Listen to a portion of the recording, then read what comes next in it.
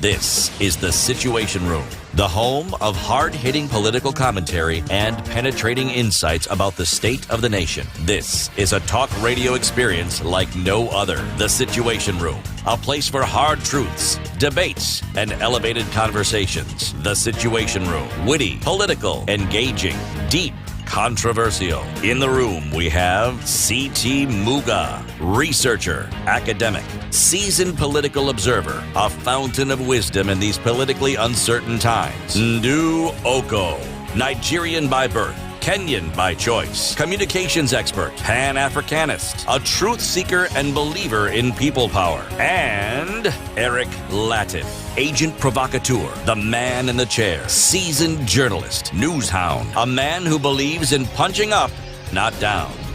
This is The Situation Room. All right, good morning and welcome to the show. This is the third day of November 2020. How are you doing? We are glad that you are already up and about. You're awake, you're tuned in. We're here and we're ready for an interesting show. City Muga is in the house. Nduoko is still not in the house. We hope that she'll be resuming shortly. City, how are you? I am very well, thank you, Mr. Eric Latif. It's good to see you, my brother. Asante sana ndugu yangu, na wewe uko mzima? Mimi niko mzima. Nashukuru kukuona. Niko salama. Yes, tunashukuru Mwenyezi Mungu. Yes, this is the day. This is the one. Tumeiona na tunashukuru. Yes, and we thank the Almighty for His mercies and His goodness, which are new every morning. Hey, amen, brother. Amen. Amen. Umepiga amen kubwa. Kabisa. Na umerudia. Iingie yote. Kabisa. Yep. Na wewe baba, ulipumzika vizuri? Mimi niko salama. Yes. I was hoping to rest more than I did. Yes. So I'm still grumpy because I didn't get to Isn't that rest symptomatic of life? There's this always plan. that little more you want, and somehow you just never You get just don't get it. Yes. And then we conclude and say, you know what? It is life.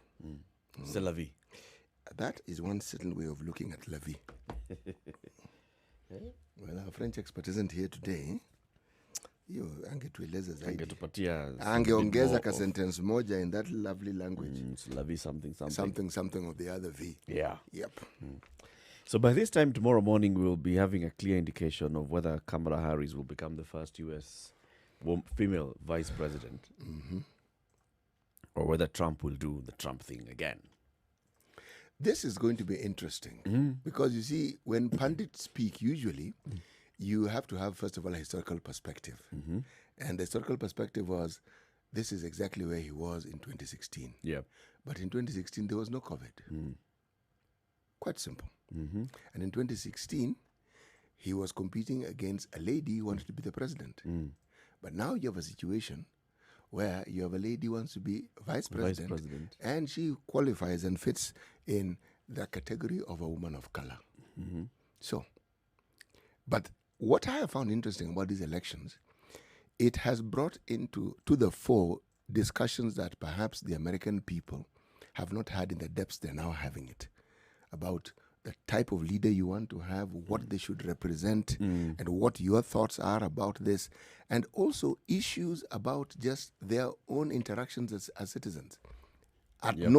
This is a discussion that has been had in the past, but this point in Not time, as intensely as this time. no. And remember, the incidences that have brought, some of them that have brought these discussions, have happened very close to the elections. So they're fresh in people's mind. It's not as though they happened early. And the problem with that is that it then regurgitates other things that have happened previously. And people will tend to remember the negative more than the positive. Yes. Yeah. If you were to look into your crystal ball, who do you want to call it for? In terms of who do I think will carry the day? Yep. You know, if I could look at my crystal ball and could tell me what the Electoral College was going to do, I'd be able to respond very positively. But I don't quite know how the Electoral College will respond. I don't know. The Electoral College is just a matter of states. It is a matter of states. But remember, the individuals who vote for you, it's not as though you follow them and say, Nani, we told you to vote this way. They go there and they vote. But the college is just a matter of the number of states that you win and how you clinch them. And then Very, very, very true. and then that determines the number of delegations that, the seats that you have in that. Eric, that's how it seems, isn't it? That if this particular state has so many seats, then those so many seats represent the vote of the Electoral College, isn't it? Yep. All right. If we take your perspective, then let me say this. It appears that Biden may take this.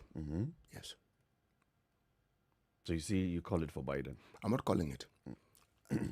No, I'm not being definitive. I'm being really genuinely iffy.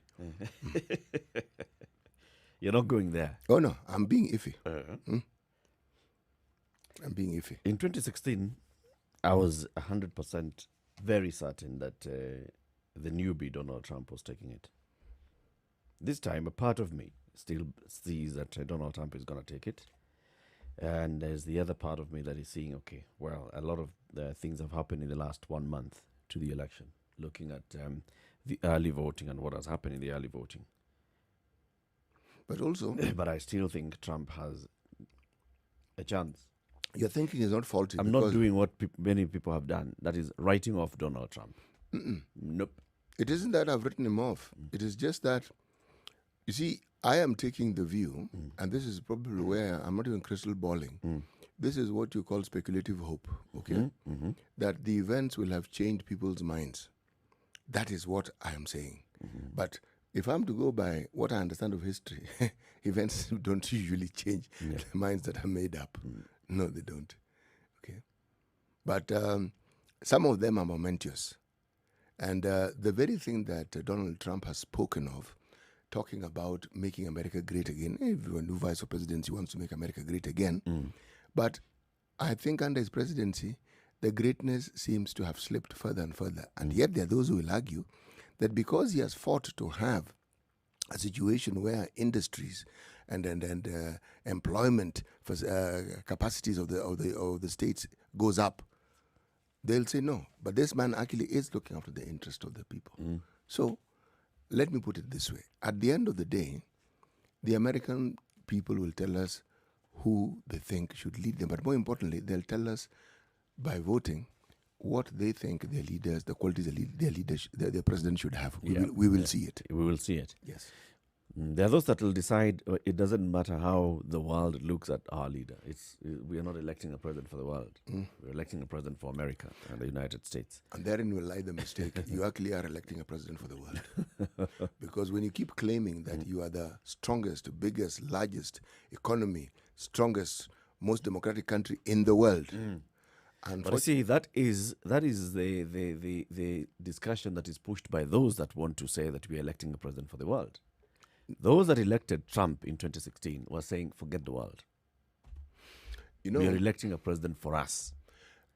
Now, what happens in the world, it's okay. We will. It may very well be true, but one of the things that you read and you hear about that the Americans take great pride in is the position they hold vis-a-vis the rest of the world. It's something they take great pride in. They're number one in this, they're number one in that. Whether that is a reality is a totally different discussion, but that is something they feel. And there's evidence to support some of the things they say. And the evidence has been there for the longest time. Yes. Which is true. And when I'm saying that they're electing a president for America, you see the MAGA campaign, Make America Great Again, it is, we have got to be thriving so that then we can have that position in the world. And then the other argument is, well, the same ones I push and say that the other guys are electing somebody who is going to please everybody else in the world and leave us losing. That's one of the reasons why the Chinese and the other markets have really emerged, while the American market is jobs flowing out, manufacturing going into other parts of the world. Oh, that was likely to happen. That was always likely to happen because if you just simply look at the economics of the situation, the thinking behind it was business thinking, not nationalistic thinking. Now, we are back to nationalistic thinking, and that is what, as you say correctly, I think most Wananchi would be interested in this. The common man doesn't really care about what's happening in China. How should that concern them? What's happening in Japan? And yet, honestly, what's happening there actually should concern them because it actually does affect their lives. But there's something else about politics around the world. They are the players whom we see. The president, and the people who want that particular seat of the president and those who want to be senator. We see those people. However, there is no country in the world that doesn't have some backroom players who sort of like move the things around and say, and they will look and they will decide what they think is good for their country. I believe if it happens in other countries, I'm sure it happens also in America. It also happens in America. Yes. So we'll have a full-on American conversation tomorrow as we look at what is coming out of the election. By about 3-4 a.m. Kenya time, there'll be clear indications of how this thing is going. So by the time we're starting the show tomorrow morning, we'll be having some fairly good indication of where the election is going. And maybe by about 7 a.m., there are very many major outlets will be calling the election for certain individuals. So we'll be here with you. We'll be following that up, and we'll be having discussions with people in the country and in the states. Let's talk about COVID-19 for the next 4 minutes. The numbers in the country, as of yesterday, the numbers in the country stand at 704,605 total samples tested. Total confirmed cases, 56,601. And samples in the last 24 hours, 5,085, out of which we had 1,027 total deaths that we have received so far, and 248 new recoveries in 24 hours. Total new recoveries at 37,442. This is the situation as it is in the country. 270 female, 524 male. What is of interest, according to the Nation, they have even presented a tally of how the political rallies fueled COVID surge. And they put the number 733. These are new COVID cases in 5 counties 10 days after rallies. Now, you take the multiply effect and you say that's 10 days. What happened after the 10 days? 10 days. Yes. So how those 700 and how many? And 33. So it means that those numbers... But it's 733 in, is it 5 counties? Only 5 counties, 10 days after. Yes. These are numbers that the counties didn't have before. These are counties that had seen rallies. And these are counties that were now... These are the numbers that they've gotten from the testing that has been done. Yeah. Yes. Now, I'm arguing that there's always the testings that have not been done. Okay? And then there's the multiply effect that takes place after these initial cases. Is that not what is actually affecting our numbers currently? Yes. Yep. Remember before, we didn't have community transmission. Yep. It was 0, 0, 0, 0, 0, 0. Then we opened up and we said, these people going back to the rural areas, we are going to see the numbers going up. And have the numbers gone up? Yes. Yes, they have. Have counties been stretched? Yes, they have. As they say, this is a no-brainer. We'll be looking at that Yes. as we look at the headlines. In Mexico, they have had 205 new deaths in 24 hours. Their total death tally is 92,100 out of 933,000 total confirmed cases. 3,763 new cases reported yesterday. And remember, their population is 129 million people. Yes. Not shillings. No, 129 million people. Total deaths per population, 712 deaths per 1 million people. Still high. Mexico still pretty high, but it's still 10th in terms of total cases in the world, with the UK, which has more cases, but about half of those who have died. Argentina has 1.18 million cases, but 31,000 deaths. That is still about a third of the number of deaths in Mexico. Spain with 1.3 million cases, but 36,000 deaths. That's still about less than half of the number of deaths in Mexico. And all these are countries that have more cases than Mexico, but fewer deaths than Mexico. The only countries that are looking like that are those with a high population. For example, USA, 9.5 million total cases, and 236,000 people have died of COVID-19. Very high numbers. We'll be looking at more of these in the headlines to see what the nation says about the counties that have had political rallies, and now we are seeing a surge of cases in those counties in just 10 days. It's a 6:15. It's a Situation Room. It's Kenya's biggest conversation. The live stream is up. Spice FM KE, YouTube, Facebook, and Twitter, as well as www.spicefm.co.ke. Shortly, we'll be saying good morning to everybody who says good morning to us online. Let's take a look at the weather.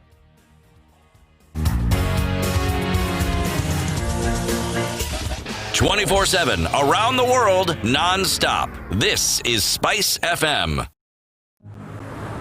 You want your car to perform flawlessly? We set it as our goal to make sure you uncheck your car's engine from your problems list. Forget about residues. Forget about overheating. Forget about corrosion. Our fuel, Optimum, keeps your car's engine as clean as ever for optimal performance. Optimum of Ola Energy, ultimate protection. Classic soul, R&B, smooth jazz, neo soul, and nostalgic ballads. Make some noise. Yeah. You're listening to Spice FM.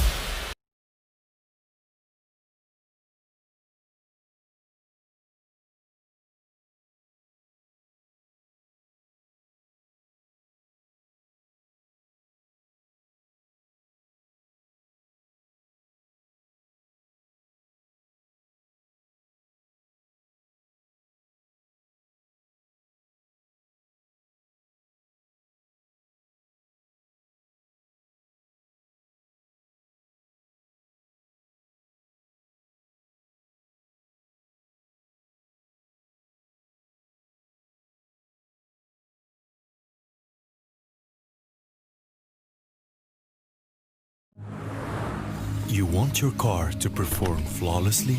We set it as our goal to make sure you uncheck your car's engine from your problems list. Forget about residues. Forget about overheating. Forget about corrosion. Our fuel. Okay, so I want to start looking at the coldest parts of the country this morning. Let's start with the major towns. Nakuru is slightly raining this morning, 14 degrees Celsius. It's going to rise to 23 later in the day and then drop back to 14. Eldoret is also quite cold this morning, clear skies, but at 14 degrees Celsius. They're going to rise to 23 and then drop down to 13 now.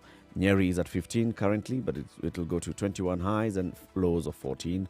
Nairobi currently at 17 this morning, but it'll hit highs of 24 and then lows of 17. Kisumu currently at 19, highs of 29 and lows of 19. Partly cloudy day. Kakamega is going to be partly cloudy at 29, highs and lows of 16. Mombasa is going to experience some light rain, highs of 29 and lows of 25, currently at 26. Malindi, partly cloudy day, currently at 19, but it's going to rise to 27 and then lows of 16. Nigeria, Lagos, 25 degrees presently in Lagos, mostly cloudy day, 31 are the highs and lows of 25. Johannesburg in South Africa, clear skies today, highs of 23 and lows of 14. Dar es Salaam, Tanzania, clear skies and partly sunny, 28 degrees and 23. Those are the highs and the lows. Kampala, Uganda, 27 highs and lows of 19 and mostly cloudy day. Beijing, China is going to be sunny, but at 10 degrees Celsius right now. It's going to rise to 13 and then drop to 2 degrees.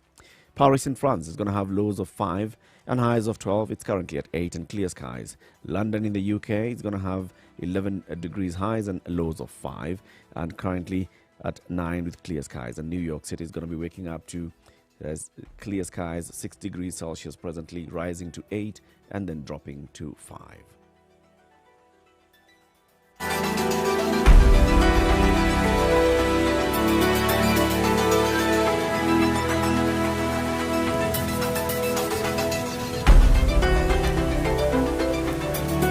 Mature, intelligent talk every morning.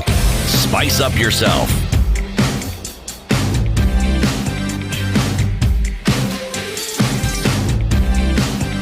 Mornings done right. 94.4 Spice FM, Nairobi. It is now 19 minutes after 6. We broadcast this show every morning on Spice FM, 94.4 in Nairobi. In Mombasa, it's 87.9. It's 102.5 in Kisumu. Nakuru is 96.0, 96.7 in Eldoret. Nyeri is 90.9 and Malindi is 97.7. But online is Spice FM KE on YouTube, on Facebook, and Twitter. Let's see who is online this morning. Good morning to you, Maureen Karanja, tuned in from Rongai. Samuel DJ Lish Mulinge, good morning. Macha is well tuned in by our usual person, that is Bay the Arsley. Good morning to you, Bay. Felix Oloch in Mombasa, Bonje locked in. Kisumu Kibos is locked, Geoffrey Muchama. Bernard Masika tuned in from Tanzania. And Shegewa Dungo is locked in Waidaka, Nairobi. Muhammad Hassan Ali following. Good morning, Spice FM. Good morning to you, Muhammad. Also, good morning to you, Eugene Enrique, who is tuned in from Kach. Laban Tanui Kaptel following in from Nandi. Charity is in Nakuru, and Lawrence Carrier tuned all the day of the US election happens. This should be an interesting one. Yes, it should be a very interesting day. Good morning to you, everybody. Let's hear today's proverb from CT Muga. You do not beat a drum with one finger. You do not beat a drum with one finger. No. You need the whole hand. Actually, if you're to beat a drum, you probably need both hands. That's when you beat it properly. That's when the beating of the drum becomes the beating of the drum. If it's one finger, you're tapping the drum. What's the Swahili version of that? Mcheza ngoma? No. The Mcheza ngoma saying yes. How does it end, Mcheza ngoma? I'm trying to think of it. Why do you think I'm avoiding finishing it? Because I can't remember.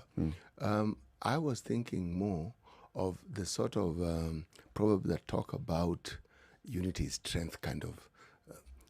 So you look Kidole kimoja. Moja haki. Kiwi chawa. Yes, that one. See? So the chawa is in trouble. If it comes across your hand, a finger, it can take lightly. Yeah. Yes. Because you need to find it on a hard surface for it to make sense. But if it's more than a finger, Kinaumana. the chawa will have a problem on their hands. All right. Let's look at the headlines. Where do you want to start? Well, what I want to do is look at the headline on the Star. ICC, panic in Ruto camp as lawyer surrenders. This is the story of a certain gentleman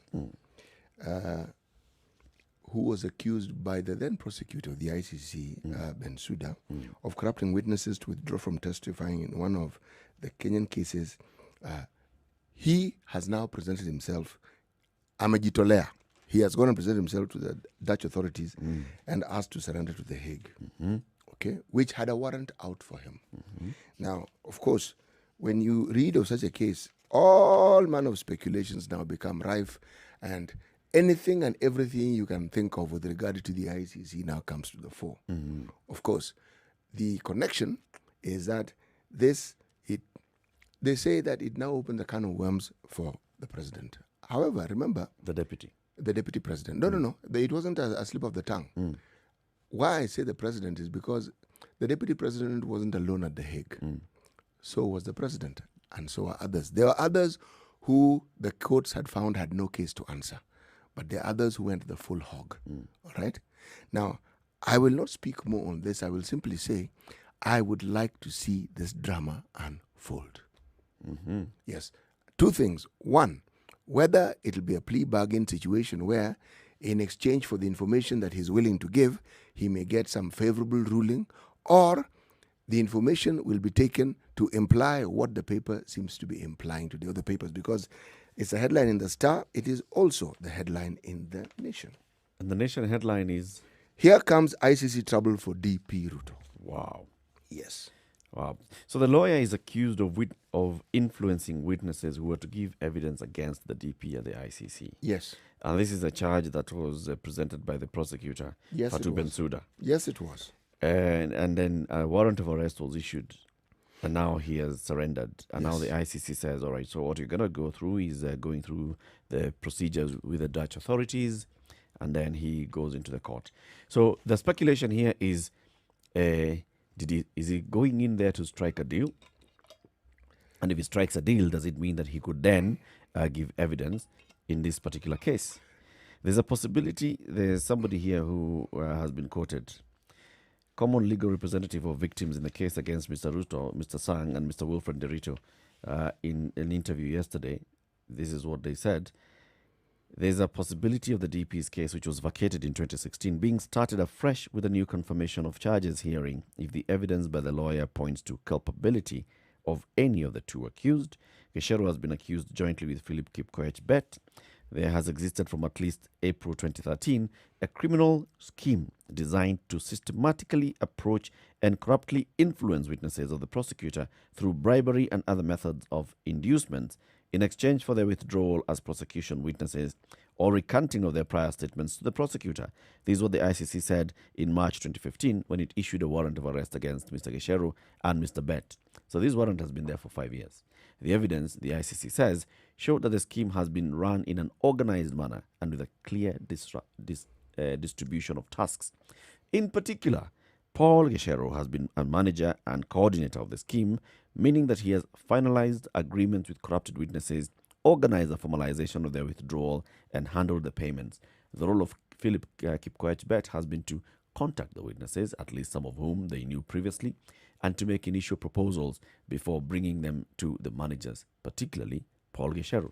So they're accusing Gachero of being the lawyer who was now coming, okay, you've been approached, you've been brought, he's the one who signs up everything, he's the one who formalizes that withdrawal or recanting of the evidence. And they're saying that these machinations began in around 2013 when the president and the deputy now came into power. But now the legal aspect of his interference with justice is an offense, both locally and internationally, that it's considered. But the question that comes to my mind, why now? Why now? What is this thing that has motivated? What fresh pressure did he feel? What is this? Yes, because I he has evaded going to the court. Nothing has happened to him. We had even forgotten about him. But why has he gone? And because to get to The Hague, he didn't walk there. He must have had, and this is a lawyer, he must have had a very clear understanding of what it is he wants to do to get there. What motivated him to go to The Hague? And why now? And where has he been? Yes. We're not necessarily assuming that he's been in the country.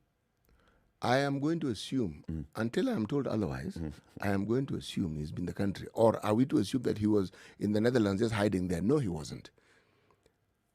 There are reports that have said the man who previously lived in Kenya. Do you know something? This man gets the position and the limelight he has because of the Hague cases that are against our leaders. The issue of those cases had faded away. They're mentioned from time to time, but they had faded away. They were issues of yesteryears. They were not the priority. But now he comes back to Suddenly, the issues of the Hague have been awoken. Now it comes back to the They top. have been resurrected. Yes, they have. Just in that. So the question is, why now?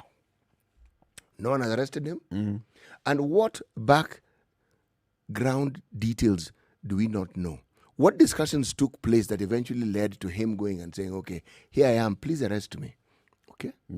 What is it? Because he went and gave himself up to the Dutch authorities. And there was a warrant out for him, meaning there were people who were probably looking for him. So, anyway.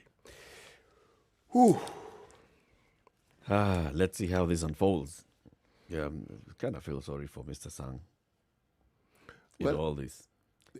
You know, the tragedies that unfortunately unfolded, to get a glimpse of this, let's not forget the horrors that took place, and let's not forget the innocent people who died. Yep. Let's not forget this for one single second. Lest we forget, yes, there's actually yes something that happened in 2007, 2008. And it was a horrible thing, and people say it was spontaneous. I don't think it was spontaneous. I don't think it was spontaneous. Remember, my friend, there is a day of reckoning. There always is. And this particular event may have actually opened the doors for that particular day of reckoning. Yeah. Well, it's time for us to take another break and see what's happening on the road this lovely Tuesday morning, as at 6:30 a.m. Then we look at more headlines in the papers. This is the Situation Room. It's Kenya's biggest conversation. In the room this morning is C.T. Muga and Eric Latif. Our beautiful lady, Ndu Okwa, is not with us today, but she's recuperating well, and hopefully, she says, she should be back this week. Good morning.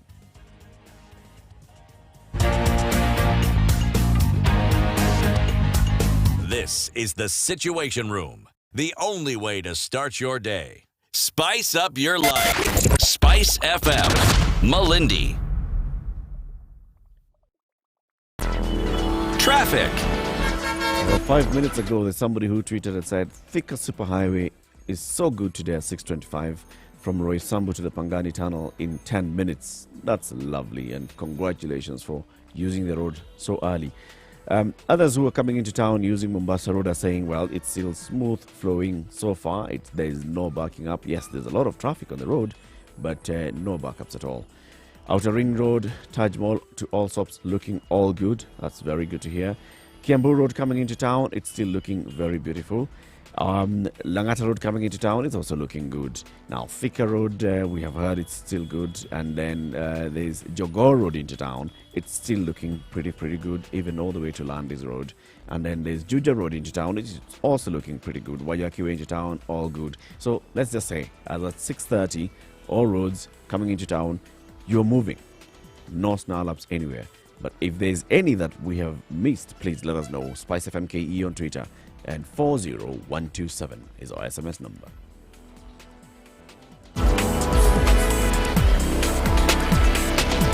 Sugar and spice and everything nice. Everything nice.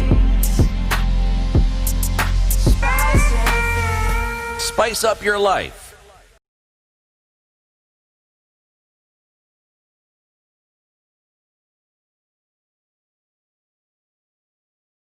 Mature, intelligent talk every morning. Spice up yourself. So just looking and Biden has concluded his campaigns, and then Obama was also campaigning for Biden in Georgia and Florida. And looking at Obama and wondering, such a young man, why did he leave office? He went into office younger. Bring that conversation into Kenya.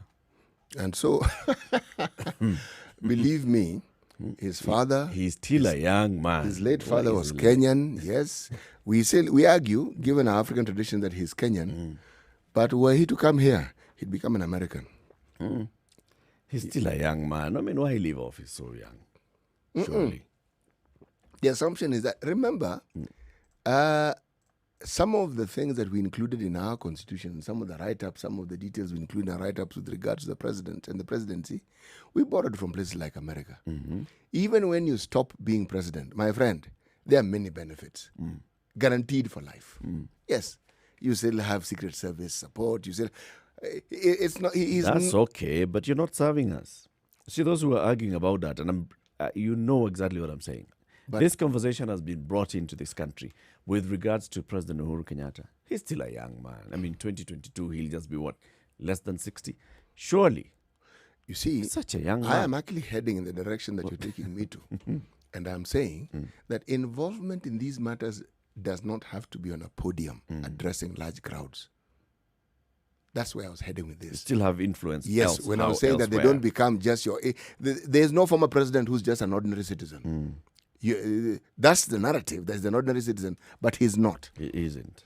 You only need to consider, long after President Moi had retired, did you not see people trooping to Kabarak to see him, or trooping to his residence in Nairobi? Nairobi, yeah. It happened for a very long time. The man did not become irrelevant. They don't become irrelevant. And if you're younger, it simply means that you become relevant for a much longer time. Yeah. Or were you suggesting that perhaps he could come and vie for presidency? We give him something. We could give him something, like, say, senator. Something, Advisor. Yeah. Chairman. Something, We can give him. Can give him something. After all, he's a collective relative. We can give him something. He's ours. Yes, we can. Other headlines. So there was a meeting yesterday at the Great Rift Valley Lodge of parliamentarians, and the president and the ODM leader were present. And then they emerged and they said, we have struck a deal and we are all systems go now. And the BBI door slams shut. That is the headline in the Standard. Led by Uhuru and Raila, MPs say there will be no further changes in the report. They roll out a 224-day implementation plan to culminate in a referendum by June next year. They are going to embark on collecting 1 million signatures. And then We are also seeing that allies of the Deputy President, William Ruto, say that they were locked out of the party. And there are those that say that they had not been invited. And we had also had that the same conversation happening yesterday in the morning with some leaders saying, you know, this one is only for those who are pro-BBI so that we can go and galvanize our support, and others will come in later. But tell me, I find this interesting because if I follow the conversations that were taking place prior to the unveiling and the launch of the BBI, okay, there were people who were unshakably against the BBI and they were not going to budge. Waste of time. This is a fraudulent document. It won't help you. This one document can't solve the problems of Kenyans. Then I notice a complete change of tone, timbre, and approach. No, why are we not being invited, essentially? Okay? See, even as we could have contributed. So this thing is about inclusivity. Hey, wait, these guys are now being exclusive about this. We wanted to be included. It's a complete change of tone. Is it? Or did you read between the lines? No. Because as I remember, I didn't read between the lines at all. When BBI was launched, they were at Bomas. No, Remember, the I was Deputy talking President was about there. before the launch of the BBI. Not Juicy. The first report, My the friend. Deputy President was at Bomas. He was there. He said, this is what we expect to see. The then leader of the majority, Kipchumba Murkomen, stood there and said, you know what, let's involve everybody's opinions. People went and presented their views. They were attending those BBI rallies and saying sour. But the only thing here is that the conversation must involve everybody. Eric, just pause for a while. You brought in the rallies. Was there not a boycott of those rallies? No. Oh. I remember Kipchumba being in Mombasa. I remember Kipchumba being in Kitui, in Garissa. They were preparing, in fact, to attend the Nakuru rally. Eric, Unless you are reading between the lines. I wasn't reading between the lines. So was he? There not was in a clear Mombasa? division as to whether these rallies were important and whether people should attend. And there are people who clearly boycotted those rallies completely. Name one. There wasn't a unanimity. Oh, you only keep mentioning Kipchumba Murkomen. How many of those rallies did the deputy president attend? The deputy president himself did not attend any. Neither did the president. What's your point? My point is, the Tanga Tanga Kileweki game was playing out with the BBI. Yes, it was. And that's why now, that's the same thing I'm saying. Tanga Tanga Kieleweke game was playing out even then, and it's playing out even now. Exclusion. There was a feeling of exclusion, and that's why the one side was complaining and saying, look, it's as if we are not part of this conversation. And I think they were getting the answer, you are not. And even now, that's the same thing they were getting. They're getting, I think the response to that one was clear, you are not. You're not part of this conversation. No, you're not. Now, So it's not a change of tune. it is a change of tune. Where? Let me explain. Circumstance, it was Keleweke, Tanga Tanga. No BBI, all right? BBI rallies begin, again, the play. You see an individual, like as you mentioned correctly, Kipchumba Murkomen attending a rally in Mombasa. Yes.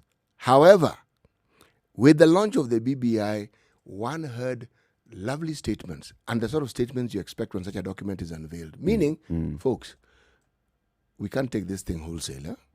It would be important for us to consider this, and to consider this, and also to consider the views of others. And it appears that the proponents of BBI are saying, this document, we have arrived at it because those views have already been considered. And if I'm to go by the headlines that I'm looking at, we are not changing anything. Now, that particular position put in a certain way is considered rude. Look, we want to have a discussion about this and you're telling us there's no discussion. So essentially you're excluding us. Now, I am saying, if I was opposed to a document or if I was opposed to a certain way of doing things, and suddenly it doesn't seem to be going my way, or I seem to sense that this thing is going to go through anyway, irrespective of what I think or what I want. Let me make my point. It was always going to go in that direction. All right. So let's look at what else it contains now, what they came up with. This 224-day plan to go into a referendum next year. Start with the collecting of 1 million signatures, and those are handed over to the IEBC for verification. Then after verification by the IEBC, it goes to the county assemblies countrywide. Then it gets, if it gets at least half of the county assemblies approving it, then it goes to Parliament, then to a referendum. Pop. And by June next year, people will be voting on a referendum on this particular bill that seeks to amend certain parts of the constitution higher. That will be it. That's what they came up with. And those who are saying that they were not included have been told, you blew the chance to present views. The anti-BBI camp has been told that. As that was happening, the deputy president said it's possible for the country to strike consensus on the BBI. He said a mechanism to bring together all divergent views on the initiative would spare the country unnecessary contests and acrimony. We can agree on the contentious issues on the BBI so that we move the country forward. So he was speaking at his current home yesterday when he was meeting leaders from Makueni, Kitui and Machakos counties. Okay? Now, we shall discuss that later, because the issue of whether BBI door slams shut is something that I'd like to raise this morning. Should we be saying that the door is slammed shut and then basically just locking out any other idea that may come out of the report itself? Is there any room for amending the document at any stage, even in Parliament, even in the county assemblies, or at all? But the other thing that is emerging from here is they also discussed how the 70 extra seats that are to be the special seats in Parliament. So remember, the BBI is proposing to increase the number of members of Parliament from the current 349 to 360. Right now we are 349 because we have 290 constitutionally guaranteed constituencies. We have 47 constitutionally guaranteed women rep positions. And then we have 10 constitutionally guaranteed nomination positions. Now we're saying, remove the woman rep position, remove the nomination positions, have 70, so that everybody who goes into Parliament is basically coming in through the power of the vote. Those 70 will be on proportional representation via strength of a political party. Okay? So how will those 70 be? Those 70 will also be members of Parliament from certain counties. They will not have a particular constituency, but they'll be coming from certain counties. There'll be the 70 extra seats. So the MPs yesterday apparently agreed on how they're going to work on this. And the 70 seats and how they've been divided. According to the Nation, Rift Valley is going to take the lion's share of the new seats if a referendum is passed. Already with 76 seats in the House, the region is poised to get an extra 19 in the proposed constitutional changes, which will increase its tally to 95 seats. Now remember, we're talking about the Rift Valley as we knew it as a province. From Kajiado at the bottom all the way to Turkana at the top. How many counties are those? Quite a number. There's Kajiado, there's Narok, there's Nakuru, there's the Uasin Gishu, the Elgeyo Marakwet, the Turkana itself, and the others. So how are they getting those seats? Let's see. According to the breakdown by the BBI campaign steering team, 27 counties will share out the extra 70 lawmakers. Nairobi is going to get the lion's share at bringing its number now to 33. So they're going to get 16 extra seats, Nairobi. Out of the 14 counties in the Rift Valley, Nakuru will get 5, bringing the total number of MPs in Nakuru County to 16. Narok and Kajiado counties will each get 3 more seats. Trans Nzoia and Uasin Gishu to get 2 each. Bomet, Kericho, Laikipia and Turkana will get 1 each. Mount Kenya region gets 11 more seats, taking the total tally in the region to 45. Out of the 11 proposed new seats, Kiambu gets 6, Meru 2, Murang'a, Embu and Kirinyaga to have 1 each.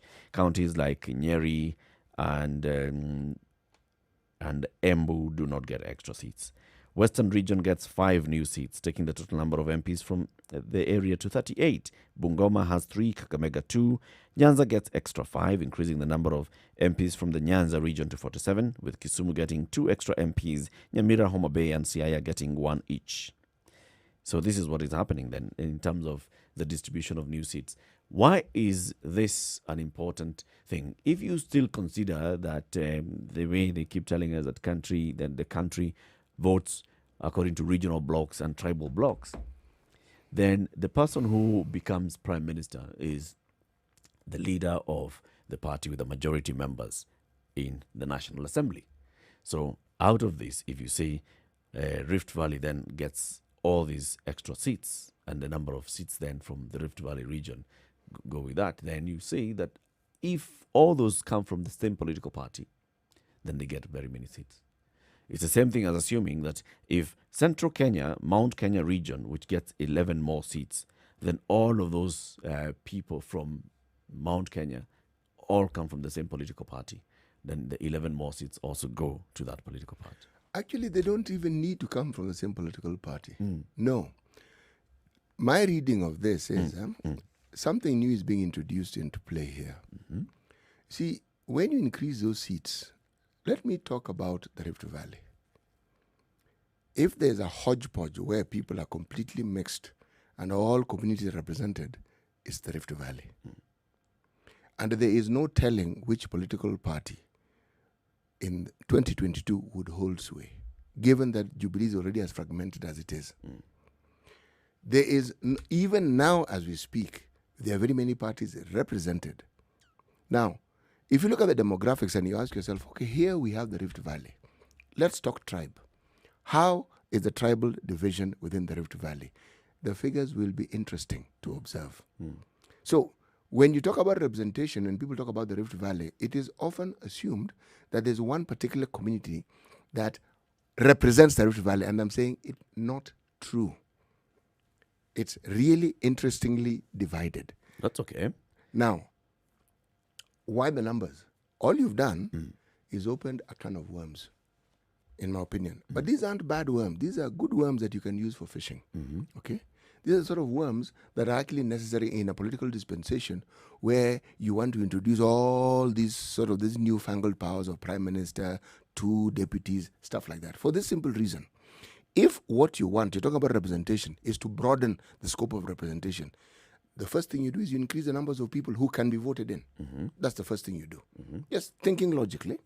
And with that representation, it is hoped that these are people who will look after, one, their own interest, but the larger interest of whoever it is they think they represent. Now, that simple thing that I'm saying sounds like it's a straightforward issue, but it changes the dynamics of the politics completely. It does, in my opinion. So let's come to the present situation. Those counties that we've talked about in the Rift Valley, what political parties are represented from their area? It's predominant, right now it's predominantly ODM and Jubilee. Yes. So it's the same thing. So if you say that it's ODM and Jubilee, and we take that, it was the same in 2013, it's the same in 2017. If you just take that into 2022, whichever, let's call whatever formation it's called, but it's the Jubilee side and the ODM side. It is right now the Kieleweke plus ODM and Tanga by itself. Minus ODM. You'll still have the same. Not You have really. 2 main parties. So if you talk about, if you say, for example, that Kajiado and Narok, which currently are dominated by ODM, then they get 6 extra seats in Kajiado and Narok. That logic is sound, Eric, but let me throw in a little curveball into it. My mind goes beyond ODM, NDP. It goes to the KANU days when KANU dominated very many of especially the Rift Valley. It dominated the Rift Valley completely. And the thing about dominance is that you tend to assume that there is a status quo that cannot change. I am using the logic of change and saying that with 2022 and the political landscape that we have, the dynamics that we currently have represented may not necessarily be what we think. Not in terms of leaning, but in terms of party affiliations. For this simple reason, I have observed with time that very regions within Kenya are getting to understand that perhaps it is in their interest to also formulate their own parties, a vehicle with which they can actually enter this particular game and have representation within their own. So it gives them bargaining power. That's where I'm going with my thinking. Okay. Yes. And if you include this, all you've done is you've given more players an opportunity to enter the game. And I'm saying they will change that mix. That is what I am saying. Okay. Yes. In terms of affiliation at the top, is that going to change? Because currently, give whatever party you want to give to Narok Kajiado, give whatever party you want to give to Nyanza. We have very many members of parliament in Nyanza who are not in ODM. Not very many, well, we have a number. No, we have a good number. We have a number, right? But what is their national affiliation? It's Raila Odinga. When they go to parliament, who is it that they're going to vote with? They will vote with Raila. They'll vote with Raila. Because ODM party is dominant in that region. Completely dominant. There's no 2 ways about it. There's no ifs and buts. So if it was about the determination of then the national leadership in the National Assembly, then it doesn't matter whatever you want to call yourselves in our region. basically become an alliance of small political parties that support this particular regional leader. Eric, consider for a second, consider. The role of parliament hasn't changed yet. It hasn't. And it won't change. The BBI doesn't seek to really change it fundamentally, does it? No, it doesn't. So, even if you have these top positions, deputies, assistants, and so forth, but you give parliament bigger numbers, essentially, I'm seeing this. Remember, the prime minister will be chosen from the person who did not get the top slot but has a majority, a large number in parliament. Okay? That's how it will be taken. Now, this large number in parliament doesn't mean one party. It means somebody who can cobble up a coalition that can actually probably form that particular government. So people have to agree. Now, I am saying that whenever you increase the numbers of those who can possibly vie, that pot is not only stirred, it becomes diversified. It's not what it was before. So it fractures the country Yes, even more. Let me say it diversifies. Fracture has a strong negative connotation to it. It diversifies. I'm looking at the negativity of it. Oh, please, forgive me for interfering with your negativity. Please, carry on with the negativity. The negativity of it is, when you have now more and more parties, so this particular region, let's say the Ma community decide we want to come up with a political party that then is looking at the Ma community, or we can call it pastoralist community, like other parties that have come up before. So come together and you know that you can get the strength, because if we get the strength, then we'll have extra seats in the National Assembly. Then we have more bargaining power when it comes to the National Assembly as a community on who then becomes the prime minister. So if we are the ones then who can determine who becomes prime minister, we make sure that two of our people will also become join cabinet as ministers. You know how it plays out right now, Eric? How it plays out is, let's support the person whom we think might get this. All right, and then see what. But we tell you we are supporting, so you can see we've supported you, and then we see what we get. Now, many times people don't get what they thought they should get. Okay. Now, when that happens, then they say, "Okay." They don't say it loudly, but they say, "We're waiting for you." Goja. You wait and see. Goja. You'll be back here. You will see. Meaning, we will give you the gift of sight. You will see. Okay. Let's take a quick break and then come back and look at other headlines. Spice FM. Spice up your life. Spice FM. Nakuru.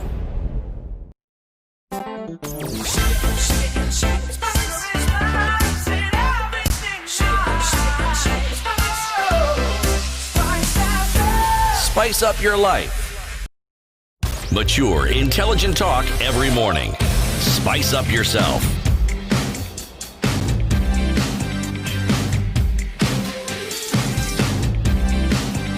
Mornings done right. 94.4 Spice FM, Nairobi. Looking at more headlines in the papers, there's a story that the nation has been carrying over some time, right? And this is a story of a tycoon from Thika who's been missing for a while now. This gentleman is, his name is Julius Getao. Yes. He's a 44-year-old businessman in Thika town. He owned a number of shops in Thika, some of them supermarkets. He also had a transportation company. He had farms. He had a real estate. He has real estate. We are not saying that he's dead. He's not been proven. He has real estate and all. But then this man has been missing. So the story that's emerging now is that he had made costly financial decisions that had left his 600 million shillings empire at the mercy of auctioneers. By September 21st, according to investigations, he was worth 600 million shillings in assets, but he had taken 518 million shillings in liabilities and less than 20,000 shillings in cash. So one fine day, the gentleman just basically entered his truck, went somewhere, told his driver to leave him alone. He went with the truck and then went missing. There's a note that was found claiming that he has decided to take his life because of the kind of debt that he has. The police are ruling out that note, and they're saying that supposed suicide note is a forgery. They're investigating two things. One, it's either a plot by his family to eliminate him to save the estate from bankruptcy, or a case of the man planning his exit to fend off pressure from creditors. Either way, the man disappears. Is it forced disappearance? Is it willful disappearance? That's where the investigators are trying to focus on. But the man cannot be seen. His remains, if he is dead, haven't been found. His whereabouts, completely unknown. Getawa was last seen in his shop in Thika Town on September 21st at around 9 a.m. He then drove to the gym in an old van, and at 10 a.m. he called his driver from Blue Post Hotel before he vanished. Unfortunately, none of these places has a CCTV camera that could authenticate those claims. So the police are saying we have been left to smell our way around to piece together the broken parts. The Nation says he had secured expensive loans, invested poorly, and lived large. That's how they summarized it. And in fact, they say it was with the help of a financial consultant. What often happens, though, I think, he was juggling. Business people juggle. But then the problem, I think, was not just the juggling. The issue here was COVID. Because whether you like it or not, if you are the sort of person, he's in real estate, suddenly people aren't paying you the rent that you anticipated, so you can't meet your obligations. If you have a hardware shop, people aren't building as they were before, so they aren't going to visit. Whatever it is, whatever business that you're involved in, if you're at a school, probably a private school, people aren't paying fees because schools are not in session. He could have been one of those cases where COVID actually ravaged whatever he had. His case isn't unique, neither is it alone. Businessmen in this country are juggling. Businessmen around the world are juggling and juggling furiously. You see, there are countries that have a completely different take on this, and it's because of their preparedness. Yep. The example I want to give is Switzerland. When COVID struck and it was clear COVID is a problem, one of the things that they did, their national government, they also have counties, they call them cantons, all right? Money was taken to those places and in respective banks. They looked at the accounts that people had, your turnover, and 80% of what you previously had was automatically credited to your account for 6 months. One condition, stay at home. Just one condition, stay at home. Unless, and they laid out the processes and procedures. If you look at the way they've handled it, Switzerland doesn't feature on the list of some of those countries that are having a huge problem. It's because the government, and they didn't wait to be told. There was no push or do. They knew what needed to be done. They did it. They were prepared. That's a country. Countries around the world are grappling and struggling. Now, what about an individual? Imagine. So it's just because of COVID now, his cash problem became multiplied. Yes, it was. And yet his debts were not going anywhere. And if you took expensive loans, what it means, therefore, the interest just kept piling. The interest COVID doesn't know interest. Yep. It just piles and piles to the point where it becomes unmanageable. Yeah. So basically, we hope it ends well for even the family and the gentleman himself, Julius Gesau, who's been missing since September. He was deeply in debt. This is the Situation Room. It's Kenya's biggest conversation. So now that we're talking about debt, this is the conversation that we'll be talking about in the next hour. The country is in debt. The country has been borrowing quite furiously, if we may say so, for the last 7 years, moving our debt to all the way past close to 7 trillion shillings. And that's how much we are repaying again on a yearly basis, is coming close to 1 trillion shillings in terms of repayment every year. And we're only collecting about 1.4 trillion. So we are in a certain situation where we must have this conversation. So that's a conversation we'll be having in the next hour. Keep it right here, because we'll also be live on KTN Home. And we still continue to live stream the show on Spice FM KE, on YouTube, on Facebook, on Twitter. Harun Steka says he's already in till 9 a.m. on KTN Home. He's tuned in from Mombasa is Benson Mumo, and also tuned in Kawasukari is Mdi Brownie Newton, represented. Joseph Hightowers 102.5 represented, that's Kisumu. And a wise man makes his own vision, an ignorant man follows public opinion. That's from our own Kenchege Makaveli Chinja Ua. A wise man makes his own vision, an ignorant man follows public opinion. It's a nice one. It's a lovely one. It's a nice one. Keep it here, keep it tuned. This is the Situation Room. It's now 7 o'clock. Sugar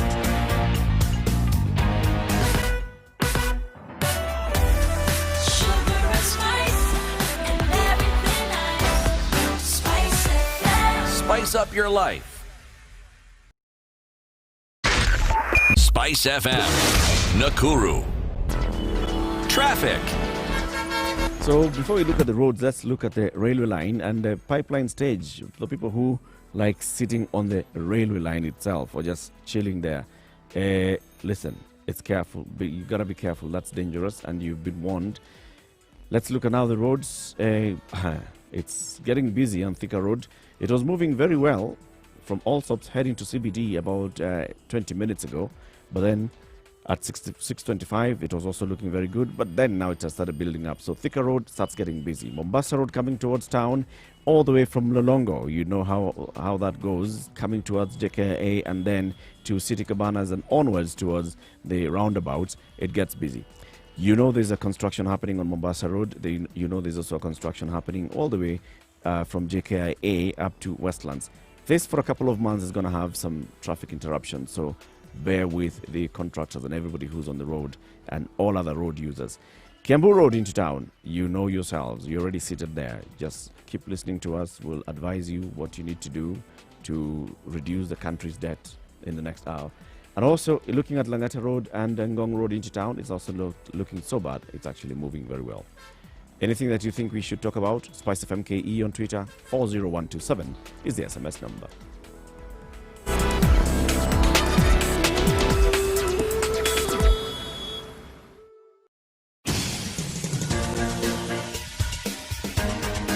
This is the Situation Room, the home of hard-hitting political commentary and penetrating insights about the state of the nation. This is a talk radio experience like no other. The Situation Room, a place for hard truths, debates, and elevated conversations. The Situation Room, witty, political, engaging, deep, controversial. In the room, we have C.T. Muga, researcher, academic, seasoned political observer, a fountain of wisdom in these politically uncertain times. Ndu Oko, Nigerian by birth, Kenyan by choice, communications expert, Pan-Africanist, a truth seeker and believer in people power, and Eric Latif, agent provocateur, the man in the chair, seasoned journalist, news hound, a man who believes in punching up, not down. Very good morning to you, and how are you This doing? is 2.5 minutes after 7. This is Kenya's biggest conversation, the Situation Room, broadcasting from Nairobi to the world on Spice FM, on KTN Home, and online. As we begin this show, we do not have Ndu Oko with us this morning. She's unwell, but she'll be joining us. She says she's getting pretty well, so she'll be joining us later on in the week. But C.T. Muga and Eric Latif in the house. C.T., what is today's proverb? You do not beat a drum with one finger. You do not beat a drum with one finger. Why? Hint. Why? If you think the beating of a drum with the finger is actually the beating, you are tapping the drum, not beating it. It's just tapping the drum You are tapping it. You can tap with your finger. if you want. Well, it's a choice that you have, and it's something that is open to you. But whatever it is, you expect the drum or the tapping or the association or the interaction that the drum to achieve will not be achieved, not by tapping it with one finger. So we have had the debt conversation and the economic conversation and the budget conversation on this show many times, and we shall not stop having these conversations because these are important conversations to have on a daily basis, on a regular basis, because this is the situation that we are in. So there is a new coalition that has been formed. It's called the Okwa Uchumi Coalition, and the Okwa Uchumi Coalition is it's a platform that is committed towards working with all stakeholders to redress Kenya's imminent public debt crisis. So one of those things that when you hear when they say that our job is to redress Kenya's imminent public debt crisis, is one that they believe we are in an imminent public debt crisis, and we need to find out what they mean by that. But if we look at how Kenya's debt has been doing since 2013, from 1.8 trillion shillings our debt burden in 2013 to 6.6 trillion shillings at present, That is a significant jump. It's led to high public debt repayments, squeezing out other public expenditure priorities. We're now forced to borrow to meet our current needs, with debt repayments almost outstripping revenue collection, which means that the country is functionally broke. The outbreak of COVID-19, as we've talked about many times, has also exacerbated the problem. So, the ability of the Kenya Revenue Authority to meet its revenue collection target, hampered by COVID. The people who we have borrowed from, they expect their payments. Nobody has given us a tax holiday. Nobody has told us, okay, you guys, you can start repaying after 2052. Nobody.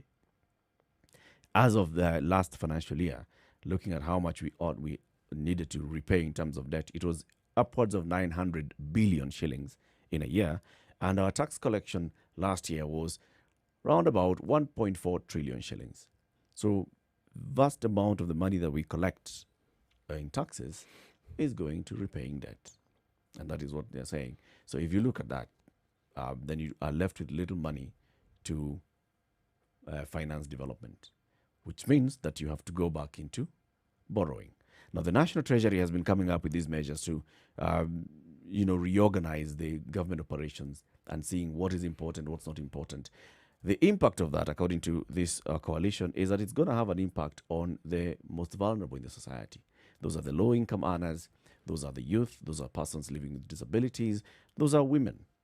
So it's going to have an impact on that, because the programs that the government then rolls out may not be those that completely benefit that low socioeconomic level. So, which way forward? Which way forward? I mean, the question you want to ask is, when you talk about debts, as a government, it isn't one uniform debt per se. There's what we may refer to as public debt, money that the government has borrowed from its citizenry through the banks, financial institutions. And then there's foreign, there's what we owe institutions abroad. And then there's the type of loan that we also have. Now, the sort of loans that we seem to favor, because even now, if I'm looking at the headlines in the Business Daily, we are eyeing extra COVID-19 loans from IMF. We are seeking to get more money. Now, this is the sort of money that when you get, it sort of goes in straight into the money that the government plans to spend. Nothing wrong with that up to that point. But if you look at the previous government of Mwai Kibaki, that is the sort of monies that they themselves avoided. They didn't actually go for these loans. These are not loans that they considered to be a favorite of theirs. They preferred the more project-oriented loans that supported their projects and then development projects. Now, here we are talking about debt.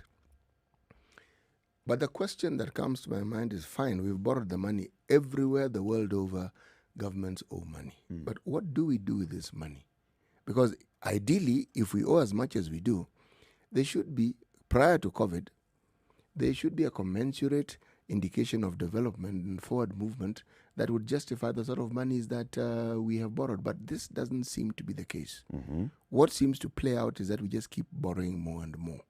And there isn't much to show for it. You can't borrow to keep paying debt. It's not a useful way of doing things, is it? There are those that argue that it isn't. Well, And those that are doing it maybe are I'm arguing sure that if it we is. talk to experts, they'd be able to explain this thing in a way that even I would understand and explain why it is that this thing is necessary. I actually don't think. I believe the borrowing is necessary up to a point, but in our case, it doesn't end the borrowing. It ends with what we do with the money once we've borrowed it. And if I'm to go by what we have seen, we seem to have an insatiable appetite for just constantly borrowing and find new ways of raising the ceiling of our capacity to borrow, and we keep borrowing. Yes. Let's have the conversation with somebody who's also involved in the Okwa Uchumi movement. And this is the Okwa Uchumi Coalition. So we'll be joined by Daisy Mdani. She is the Executive Director of the Community Advocacy and Awareness, that is CRON Trust. It's a change catalyst providing African women and girls with tools, voice, and platforms in which they can effect change within very many spheres. And Daisy is going to be talking to us because today we want to look at the public debt crisis in Kenya as a gender issue. Daisy, good morning, and thank you very much for joining us. Good morning, and thank you for having me. Welcome to the Situation Room. It's lovely to have you. So first, let's get there with the Okwa Uchumi Coalition.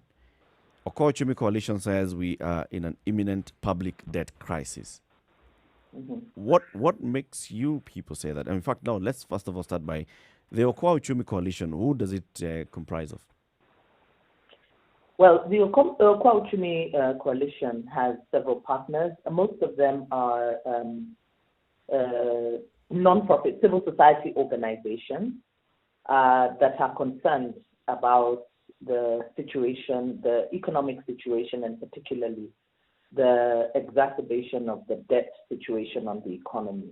So we have several partners. Among them, of course, it is coordinated and hosted by the Institute for Social Accountability, TISA. And we have several partners who include Oxfam and the Interreligious Council, Kenya Human Rights Commission, Institute for Public Finance, the National Taxpayers Association of Kenya, Power 254, Okwa Mombasa, International Lawyers Project Kenya, Youth Agenda, Crown Trust. There are several partners, and it is also open to like-minded individuals and organizations that actually want to raise their voice around the mismanagement of the economy and particularly the implications of debt on Kenya and its development. So why do you believe we have this imminent debt crisis, as you call it? Let me ask you, you don't think that we have an imminent debt crisis? You know, I'm not personally, I'm not an economist, okay? However, we know that right now, our economic situation in Kenya is not good. When we look at the debt repayment, and I think that, you know, as Kenyans, we focus so much on the politics and all the hype that comes out of the politics that we do not look at the detail of the administration of the state or maladministration of the state, as the case is right now. When you talk about decreased income for government, the revenue collection, and increase in debt repayment, what that means is any headroom for any other spending, whether it is development spending or spending for services, is reduced. Because remember that debt is a first charge on the consolidated fund. It is a priority. So before government begins to think about salaries, services, and development, the first thing that government must do is make payments on our debt. Now, you rightfully said that our debt repayment for this year is close to 1 trillion shillings. It is 904 billion shillings. That is money straight out of our coffers, right? And then when you look at other spending that the government needs to address, like salaries and payments to commissions and judges and all that, actually the government is left with a gaping hole, even in terms of meeting recurrent expenditure. So services and other economic and social rights take a hit because money cannot then be put towards that.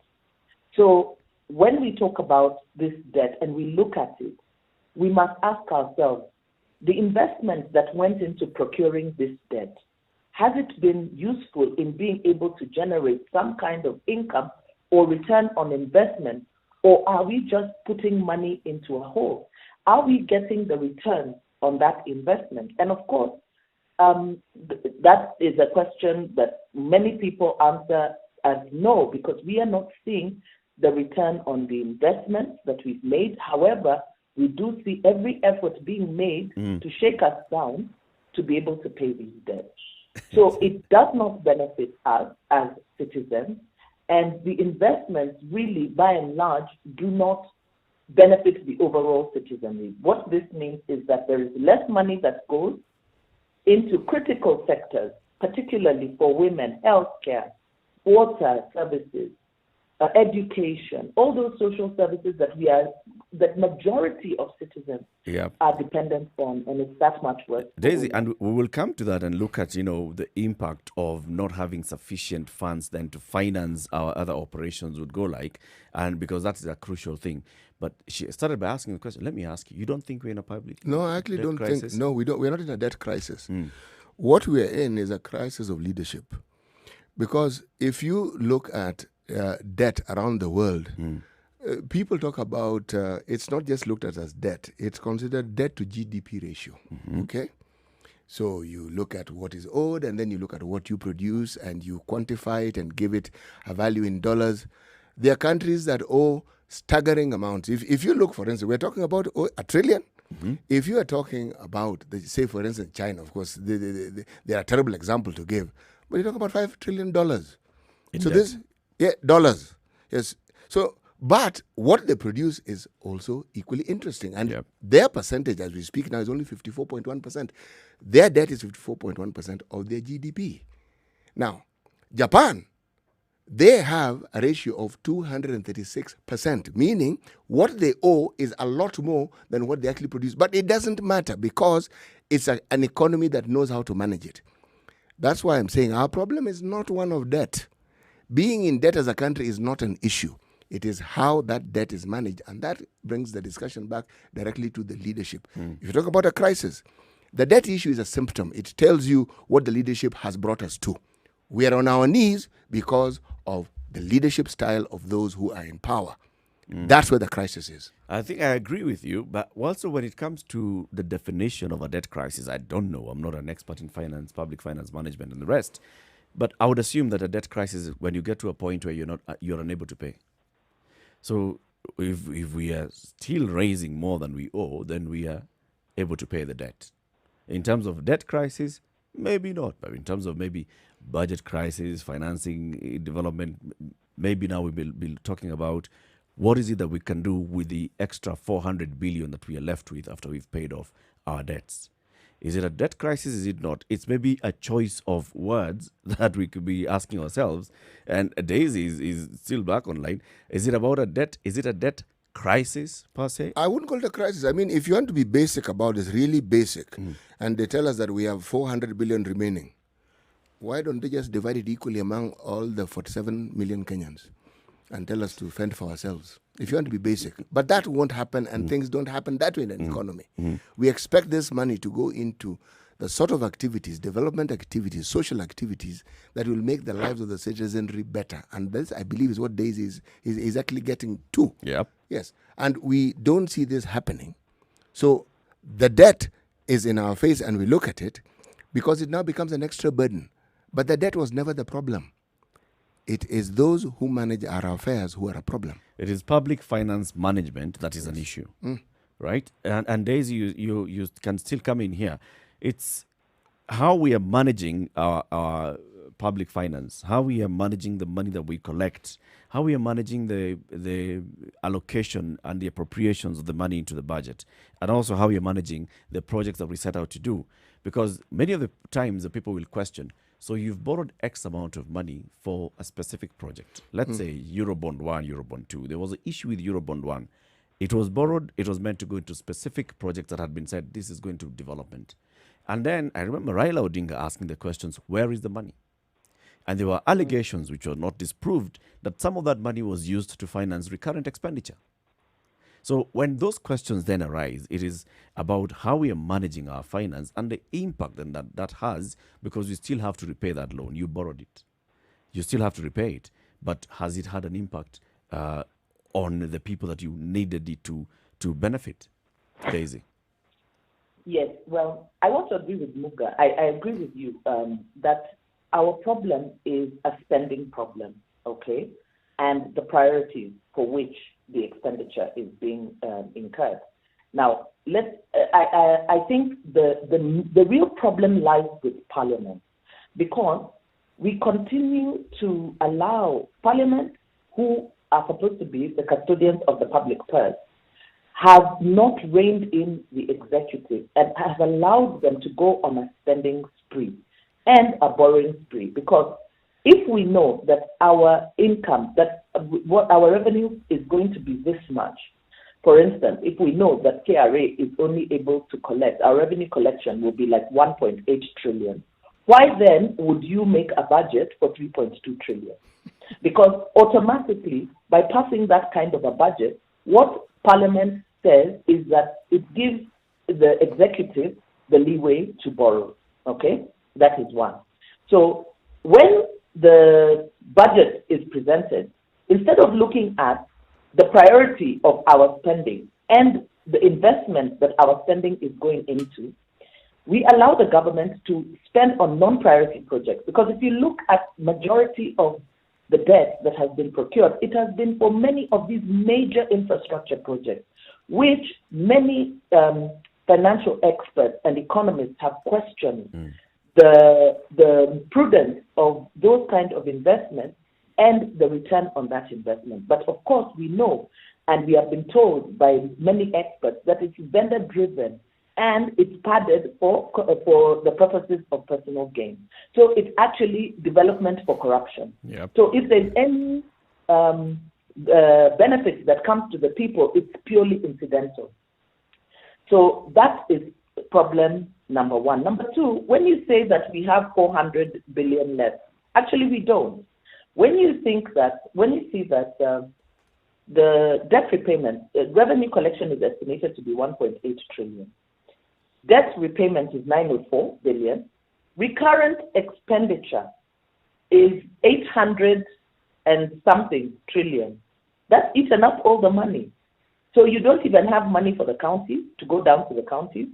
You don't have money for development spending and for services.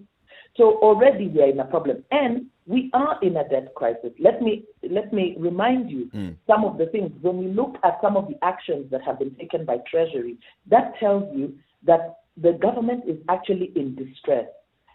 We about 2 or 3 months ago, the Treasury asked that all parastatals and these parastatals hand over the money that was in their charge. Yep. Okay? Yep.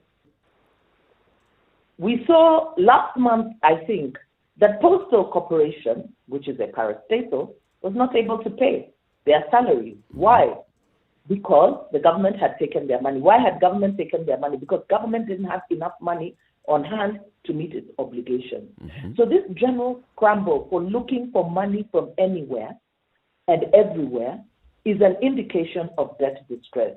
Mind you, there are also certain actions that the government has put in place. For instance, there's a moratorium on retirement in government, and people are not asking why. The government pension bill stands at 1 trillion shillings. That is not even computed into the 7.7 trillion that we are talking about when we look at our debt. That is held separately. So the government has now put a moratorium on government hiring, but also on retirement, because retirements are going to increase the pension bill. Yep. That is an indication of distress, government in distress. So for all intents and purposes, we can see that government is indeed in distress and is scrambling to pay its obligation.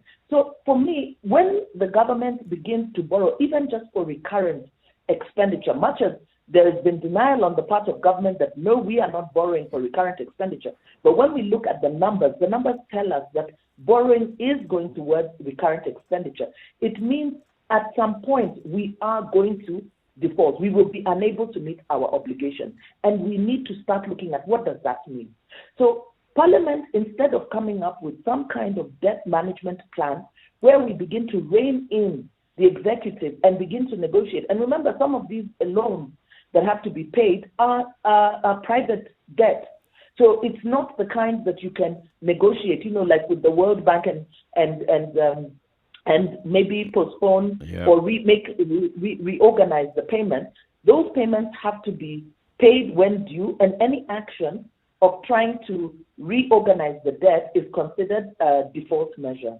So Kenya is not in a good place, and the blame actually lies squarely with Parliament, because Parliament are the ones who have allowed the executive to be irresponsible. They are there to represent the people.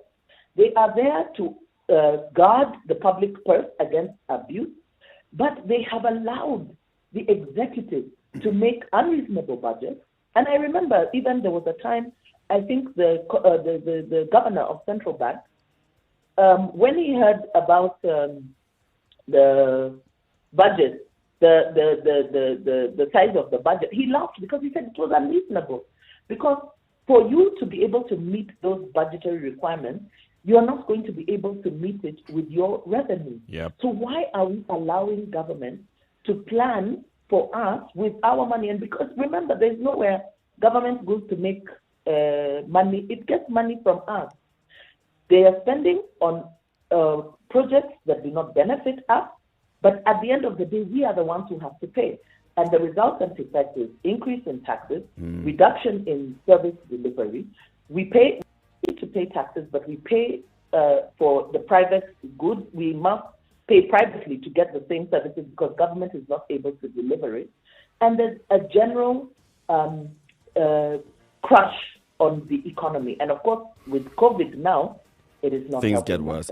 So yeah, we are now coming up with some even more phrases. So there is the imminent debt crisis. We are talking about government in distress. We are questioning the role of Parliament as the watchdog and also this is a budget making Parliament in how then it goes ahead to approve a budget that has so many inconsistencies that only just point towards you need to borrow to meet your budget shortfalls.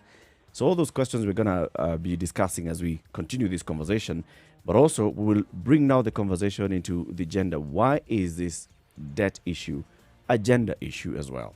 Why is it a gender issue as well? Daisy Mdani is the Executive Director of Community Advocacy and Awareness, that is Crown Trust.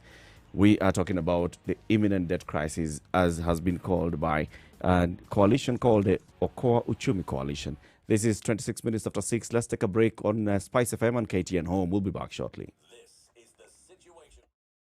This is the Situation Room, the only way to start your day. Spice up your life.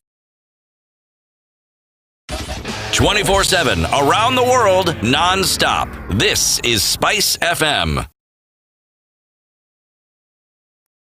It has been a tough year for your business, hasn't it? But you hung in there. You pressed on. You persevered. And now it's time to rise up. It's time to get ready, to get going, to get selling. And Google is here to help you rise up. Get free training and tools to help your businesses adapt and grow online. Visit g.co/Grow Africa to start now.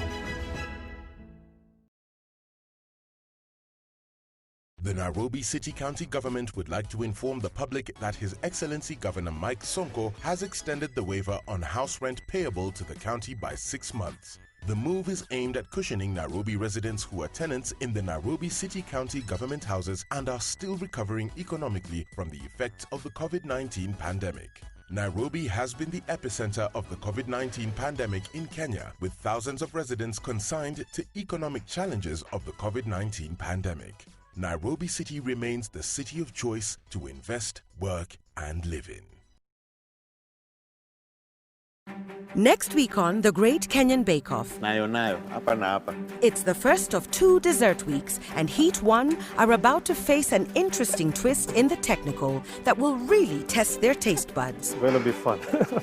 Don't miss the fun as the bakers put their best construction skills on display, instincts, to create a very colorful showstopper. I'm so tired.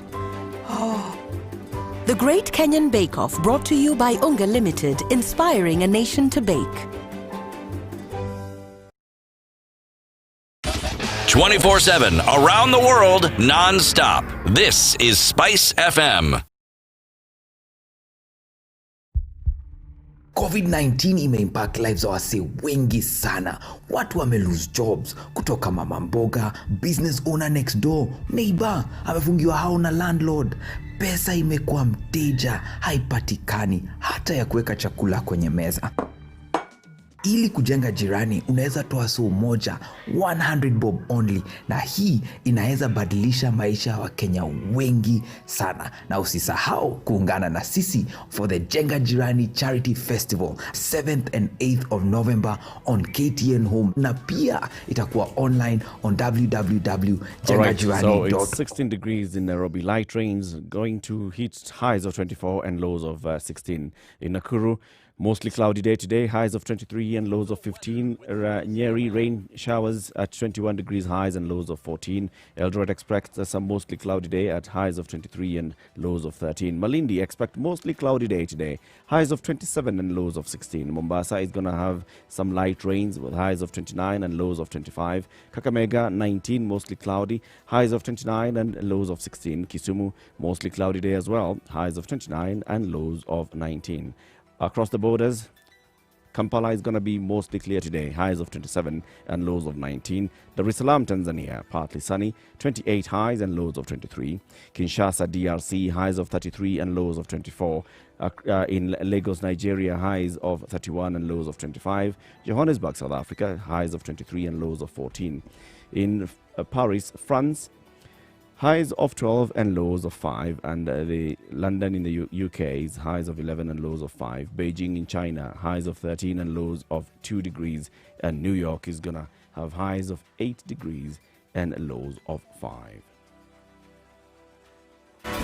Classic soul, R&B, smooth jazz, neo soul, and nostalgic ballads. Make some noise.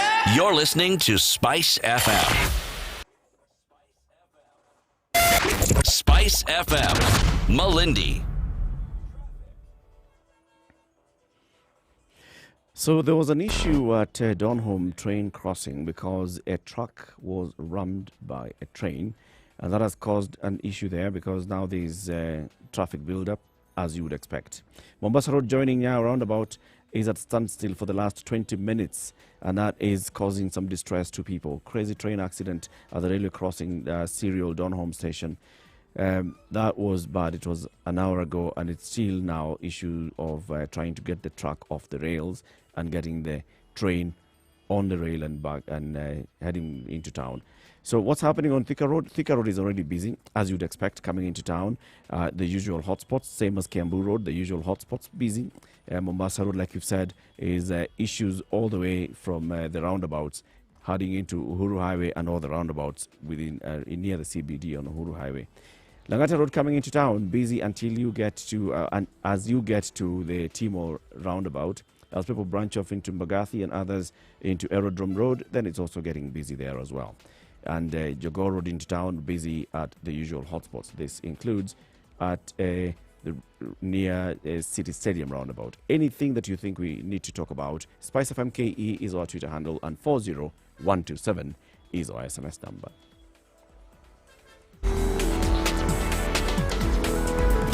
Classic soul, R&B, smooth jazz, neo soul, and nostalgic ballads. Make some noise.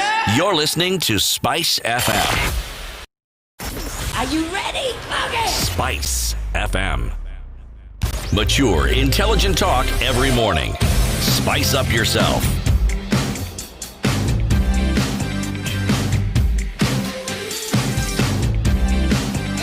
Mornings done right.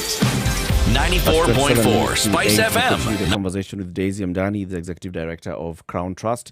We're talking about the public debt issue, and the coalition called Uchumi Coalition is calling this an imminent debt crisis. And Daisy has taken us through what is causing them to believe that there's an imminent debt crisis.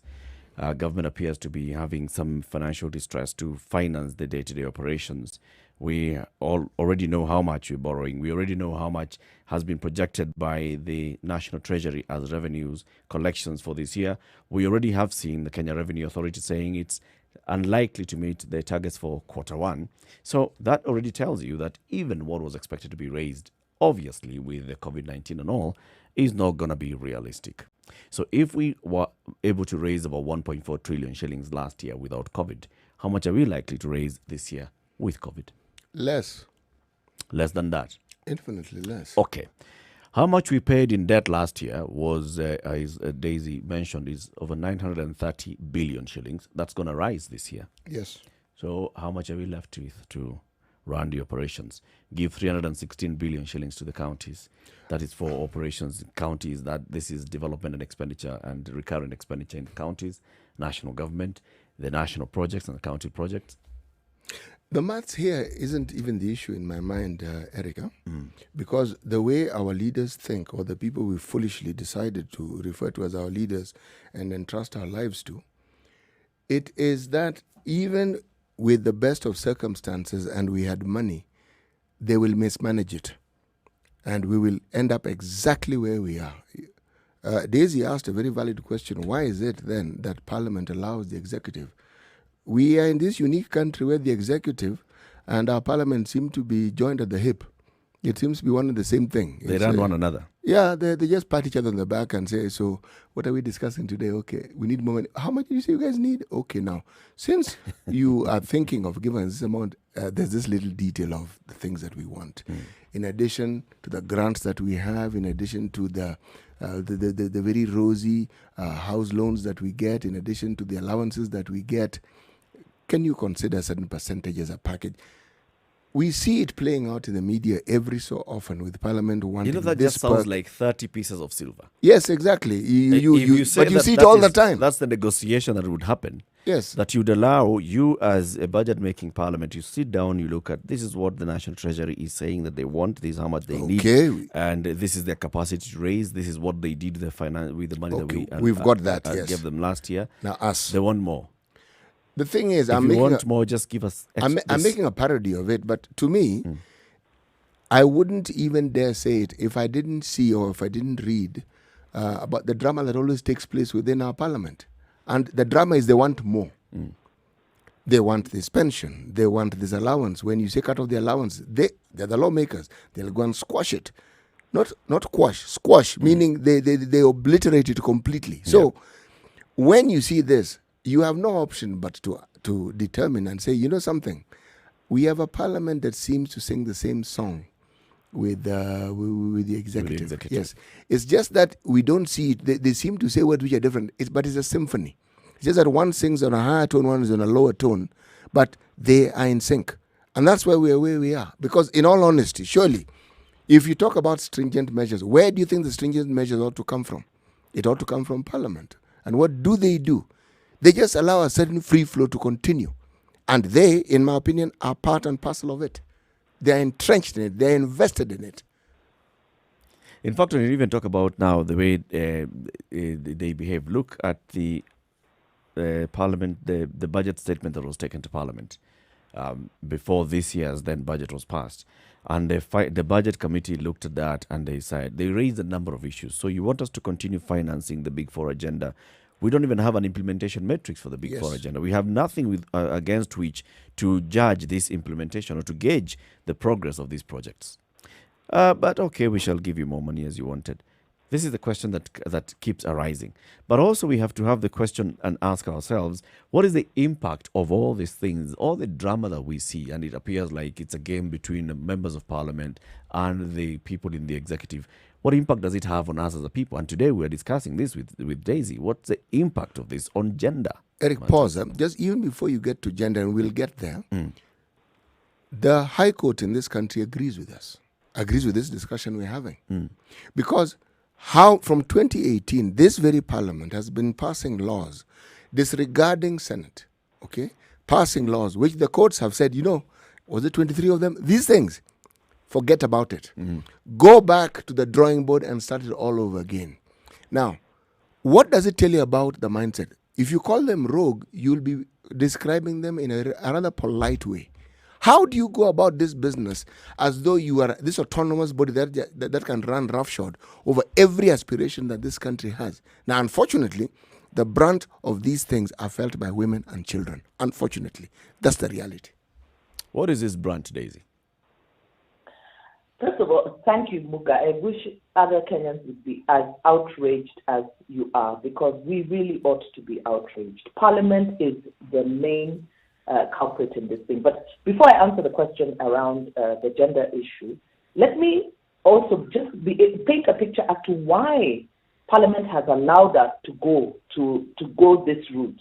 Why we have come to a point where the Parliament does not rein in the executive. You know that there is this thing called the National Government CDF Fund. Yep. And the CDF Fund is pegged at a percentage of the total budget. Yep. So the bigger the budget, the bigger the CDF. The allocation to CDF. Okay? Mm-hmm. And that is the incentive for the members of Parliament.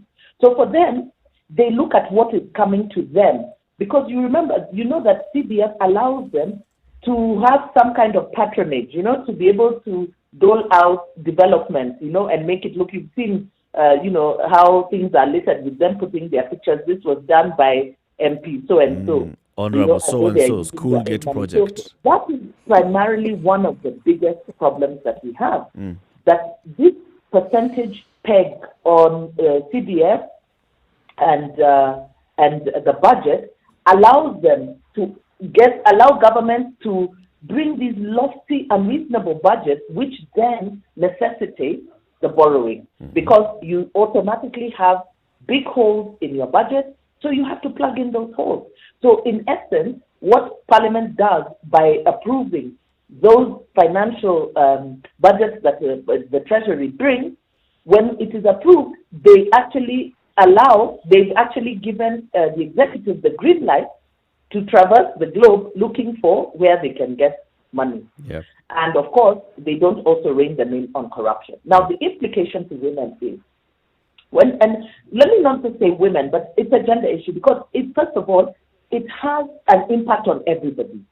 Because the more that government spends on debt repayment, and the more we have the deficits, the budget deficits that require government to borrow, we have seen the negative effects. One is government coming to borrow within the domestic market, despite the president assuring us that the reason why the government was taking the Eurobond was so that it didn't have to come to the domestic market. They not only borrowed the Eurobond, which is a commercial loan, they went on to now come and borrow locally, crowding out local businesses, because for the bank, it is more profitable to lend to government because it's more assured. There's less risk involved there.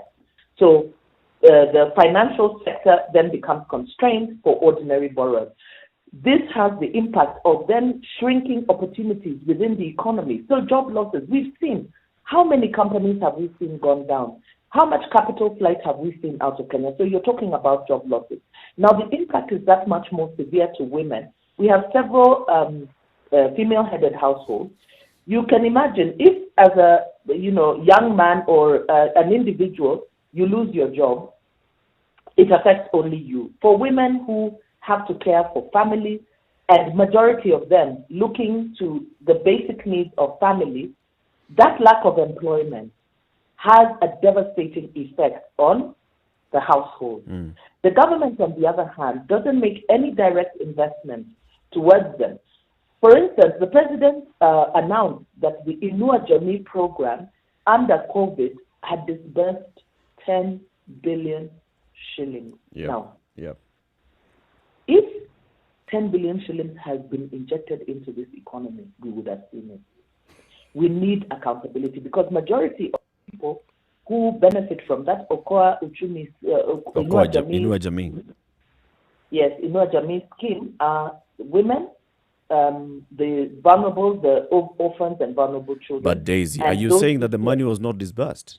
Have you heard from anybody who is the government given us proof that it was? But have you heard from anybody who is a beneficiary of the Inua Jamii who says that I have not received 8,000 shillings? I have heard from people who say that they received the 8,000 shillings. I know that there are people who received, but what I am questioning is the amount that is being stated. Because you know what that does? If you give me 8,000 shillings, what you do is you create, if you give me and a host of others 8,000 shillings, you know what that does? It spurs the economy within the region, because people will spend. People will buy food, people will they will spend that money. So we will see movement within the economy. Okay, if that amount is about 10 billion shillings, trust me, we would see a very different movement within the economy. So I'm inclined. I hate to do this, but I'm inclined to push back on this, Daisy, because what you're implying is that there's a possibility that this money has not been sent to the beneficiaries. This is just 10 billion shillings for Inua Jamii. And Inua Jamii is a specific number of people who receive 2,000 shillings from the government ordinarily. Now it was raised for them to receive money worth 4 months, and that is 8,000. On top of that, there has been the other money that has been going to the communities, the 1,000 shillings that's been going to the vulnerable households every week. So if you are saying that we would feel, and yet it's true, there are people who say that they have received the 1,000 shillings they keep receiving every week. There are those that have been receiving the 8,000 shillings. How would you say that we would feel an impact? What impact are we looking for? Listen, Eric, I'm not disputing that people have been receiving. I'm not disputing that because I also know people who have been receiving. What I'm disputing is the stated amount that government is saying has been dispersed through those channels. Because if that amount was as significant as that, 10 billion shillings is not pocket change. It's a significant amount of money. We would not see the kind of lamentation that we are talking about. We would not see the traders, because there is a section of our communities that have actually not received these monies because they are not considered vulnerable, but they're also not considered big business to be able to attract government support. So you're talking about the micro, small business enterprises. Now, that money would ideally be spent within those circles, okay?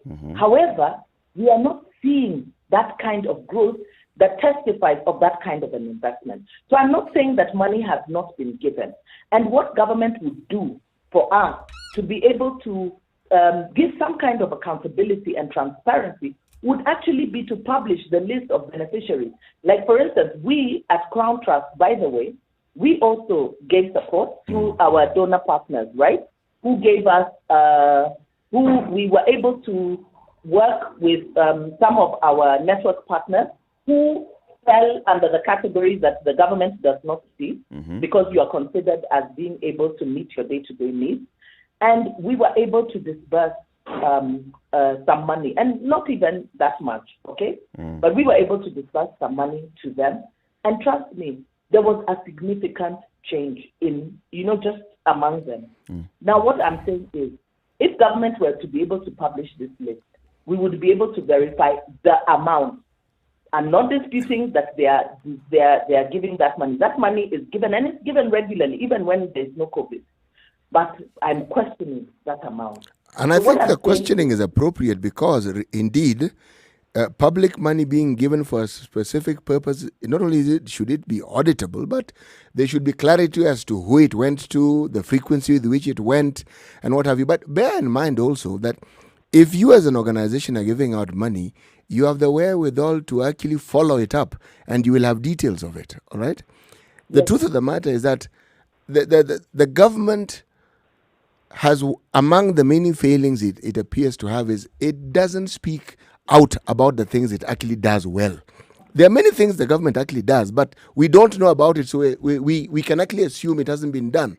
But this matter of the money that we speak of, we've discussed it before in the show, and we know for a fact that money did reach. It may not have reached everyone to whom it was intended, but it did go out.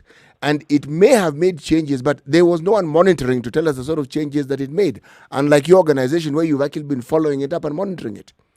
You see, Daisy, for the first time in 2020, March this year, the government, through the Kenya National Bureau of Statistics, actually set in motion something that we had never done before. We wanted to get a poverty report to comprehensively analyze poverty in the country. And it's something that many people don't even know existed or it was even tried. But they were looking at 7 indicators: malnutrition, sanitation, education, water, information, housing, among other things, health. That's what they were looking at. And they did go through this thing. Now, again, the government doing what it does best, it doesn't talk about these things. So one doesn't even know about the findings of what they did. And what you may find is that their finding actually agrees with what you're saying. Government finding, not anybody else's. Government finding. We'll agree with exactly what you're saying. Impact of what this thing has and how the community. Yes, the danger, the gender disparity. Yeah. That women tend to be impacted negatively even more than men. Men are impacted, yes, but women more. And when you talk about a country like Kenya, you mention women, children come in tow. It has to be women then and children. Yes. So what's the way forward? And the elderly. And the elderly. And Don't the elderly forget as the well. elderly. Because Yep. women also look after the elderly, the infirm. Yep. So when we have government services, healthcare services, weak healthcare services, women become the frontline providers of healthcare. They do a lot of the unpaid care work. Aside from the meeting the day-to-day needs in terms of food and care, it is unpaid care. So it takes them away from any productive work. So even in terms of being able to expand some of these direct cash injections, into families, like set an amount. I don't even know how government has come up with the figures, like deciding that a family should get 2,000 shillings, but maybe peg it on the number of children. Maybe say 2,000 shillings per child per household, Yep. of up to 5 children, so that you're actually making an impact that will actually be beneficial to them, because you will be surprised how much they're able to do, even with that little that they get, which is why, Eric, I'm questioning the figures. But I do agree that there are things that government does well. I don't want to look like I'm only, criticizing them. There are things that government does well, but we do know that even many of these schemes are riddled with corruption. True. And so it would be good if they would be able to publish to us those beneficiaries and the amounts that those people got, so that you are able to track the level of impact. I agree with you 100%. An audit of all these, not just Inua Jamii, Kazi Mtaani, the other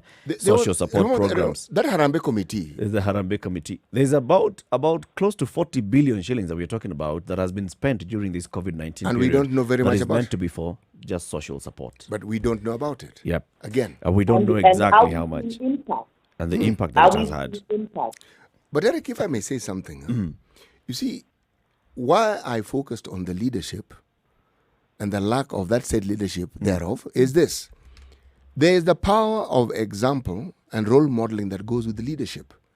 The government may dish out money, but the problem is not the government taking out the money. It's at the point where it's supposed to be distributed. Sometimes that's where the problem is. You find the people who are at that point want their share. So either they ask, well, you will be given this, but this is the percentage we take. Now, someone will say, to be on the list, you must accept. Yes, exactly. A 20% cut. Yes, and then someone will say, but you will send it through M-Pesa. Yes, indeed, you think M-Pesa is foolproof. If that toll station is there before it enters the system for M-Pesa to be paid, that 20% will be deducted before the M-Pesa transmission. But again, this is now the power of example that is being seen from what I would like to call absent leadership, not poor. It's not there, because if it's there as it should be, such things would not arise. Daisy, you are doing a good job by raising this conversation about debt with your Uchumi coalition. What I'd like to ask you as we conclude this conversation today is, what is it that the coalition then is advocating for? What do you want to see happen? Well, first of all, we want to see public accountability in debt management. We cannot continue like this. This is irresponsible administration or maladministration of the state. First of all, it would be a good thing if the government could actually publish that debt register and the whole of it, because you see, as I said earlier on, debt is being held in different places. Yep. We've got this debt that we know of. This is the multinationals, the bilaterals, the sovereign debt, which is what we talk about, the 7.7 trillion shillings. Then we have the pension bill. Then we have government guarantees to parastatals, the Mumias, the KQ, and all that. All this is government debt. So let's put the debt on the table and come up with a debt management plan, because we need to pay this debt. But the measures cannot swing aggressively against the ordinary mwananchi. We also want Kenyans to become more aware and begin to engage with the discussion around the economy and debt.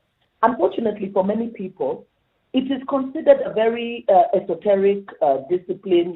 People don't know how to engage with this conversation. However, debt and the economy affects us directly. This comes straight into your house.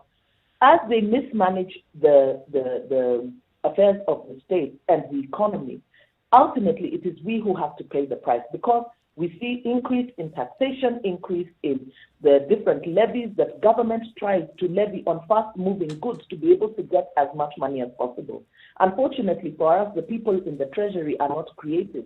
Their best efforts at generating income is to tax us to more.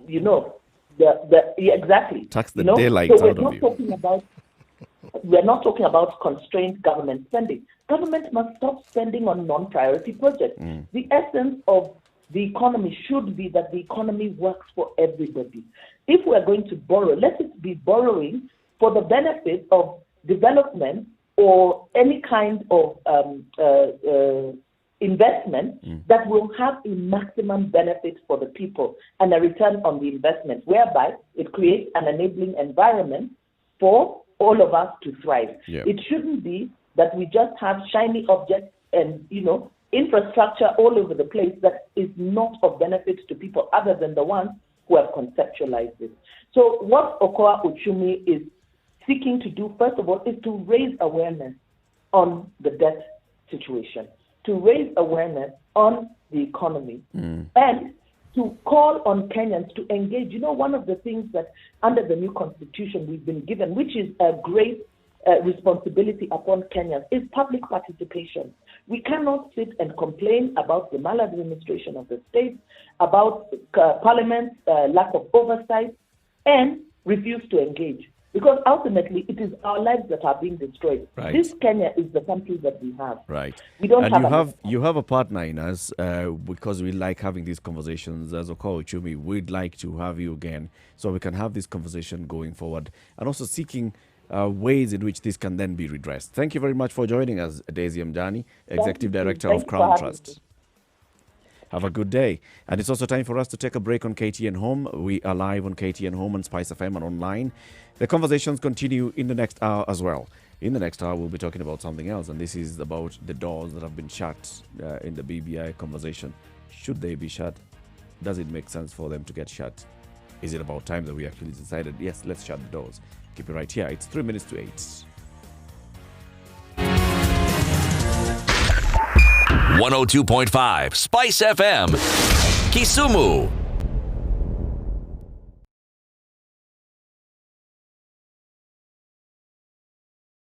So as the coalition then brings the public awareness on matters of debt, which is a very good conversation to have, how should we engage everybody in this conversation so that it moves away from sounding like it's an elitist conversation? It's a conversation for those people who understand public finance or economists and such. It's an everybody conversation to break it down and see, this is it. We are paying X amount. The information that we have from the government is only limited to this much. The other information we don't have access to, and this is the impact that then it's having on our lives. You first of all break down that money, and you explain what it is that money is supposed to do. When you explain what it's supposed to do, whether it's supposed to build schools, make roads, and if it's constructing roads, improving roads, you explain what. Well, the citizens will understand what the road does, because suddenly there'll be ease of movement. Everything will be done that much faster. Schools, people will be... The impact of some of the things that people need is what you attach the money to. You don't need to explain to them in details the benefits, because they will see the benefits. 1. 2, when you talk about monies that don't get to them, you then again attach it to things, once again, that people can relate to directly. Talking about trillions, my friend, that doesn't make sense. Trillions, billions. It's too much. It's even millions. You need to say a school that has 5 rooms, fully equipped, the blackboard, blah, blah, blah, will cost, say, 5 million shillings. So if you hear that 50 million shillings has been misappropriated, then it means those are 50 classrooms. So if you're talking about a constituency that has 50 schools, it means each school would have had one more classroom. Or if there are 10, those are things people can relate to. It's how you explain these things. But you just keep throwing figures. And then you talk about GDP ratio, and then you talk about this. It sounds like a song that it's interesting to listen to, but you have absolutely no clue what or not they're talking about. Indeed. Yes. Keep it right here because we have more of these conversations on debt in coming days as well, and finding out exactly what we know about our debt situation, what money was borrowed for what purpose. Has it been used for that purpose for which it was borrowed? That's our conversation that we'll be having. In the next hour, let's talk about the Building Bridges Initiative. The BBI task force has done its report. We are now being told that we'll be having a referendum possibly in June next year. Good morning, it's now 8 o'clock.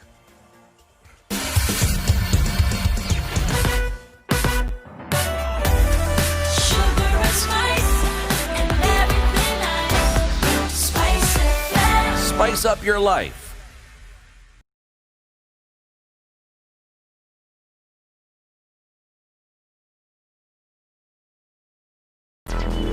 Traffic. Okay, so you know about that accident that was there in Donholm. Train crashes into a lorry in Donholm. Many comments coming in. So that lorry was not even supposed to have been there because that's not a designated crossing. Anyway, so that accident has caused issues around that area because it has caused a traffic snarl up. We are now looking at other parts of the country. So what is the situation on Thika Road? Thika Road coming into town is looking quite bad because it starts building up the usual hotspots. Same as Kiambu Road coming in towards town, it's also very busy. Now, in Mombasa Road, the area between Mlolongo and JKIA, as the roads come there and they all start converging, issues happen. Why? Because people choose to create several extra lanes. That happens all the time. So if everybody just behaved, then we'll be moving a bit faster. Kiambu Road into town, I've said, is bad. And then Ngong Road into town is not so bad. And Langata Road is not so bad. Wayaki Way coming into town, it's busy at the usual roundabout spots. More traffic information, Spice FM KE and 40127. Let us know and then we'll let everybody else know.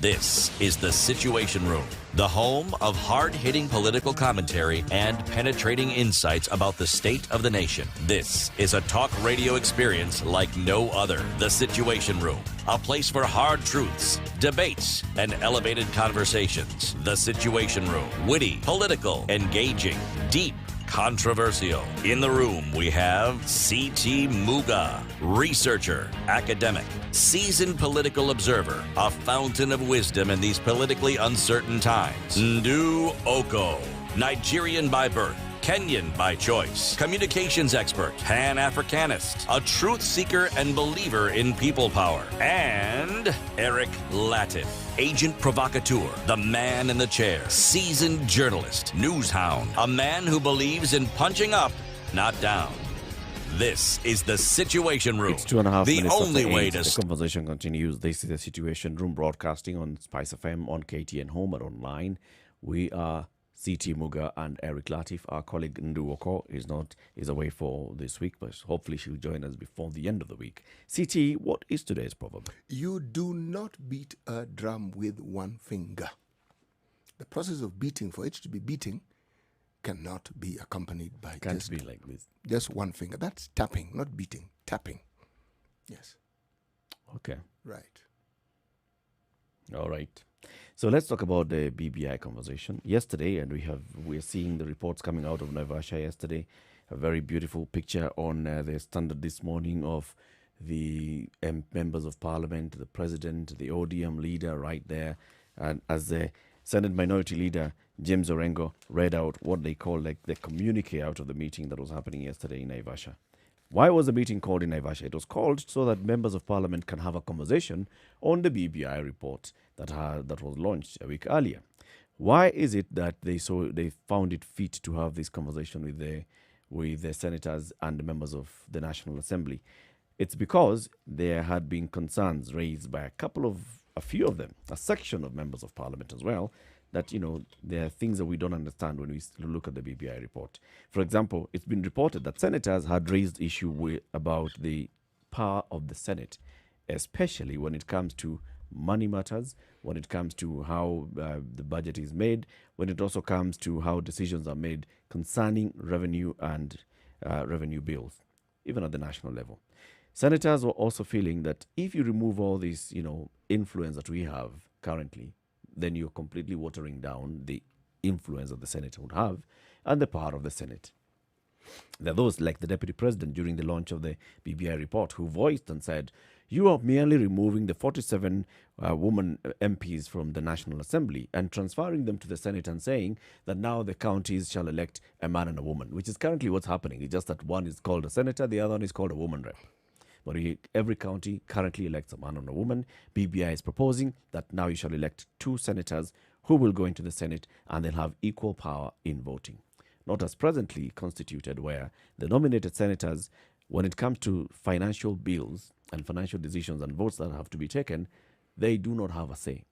It is only the elected senators who would have a say, and it's considered that they're representing a delegation of senators from that county. So there were those murmurs among some members of the Senate.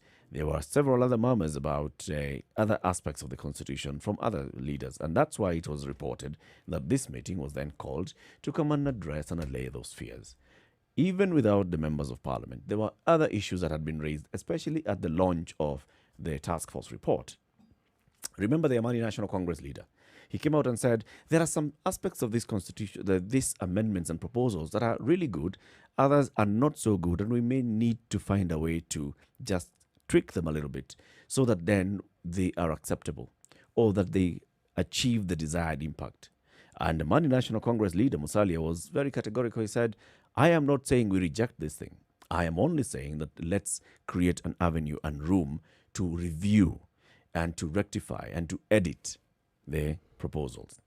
Others who even spoke there, Francis Atwoli had an issue with the Salaries and Remuneration Commission and the powers that then it has.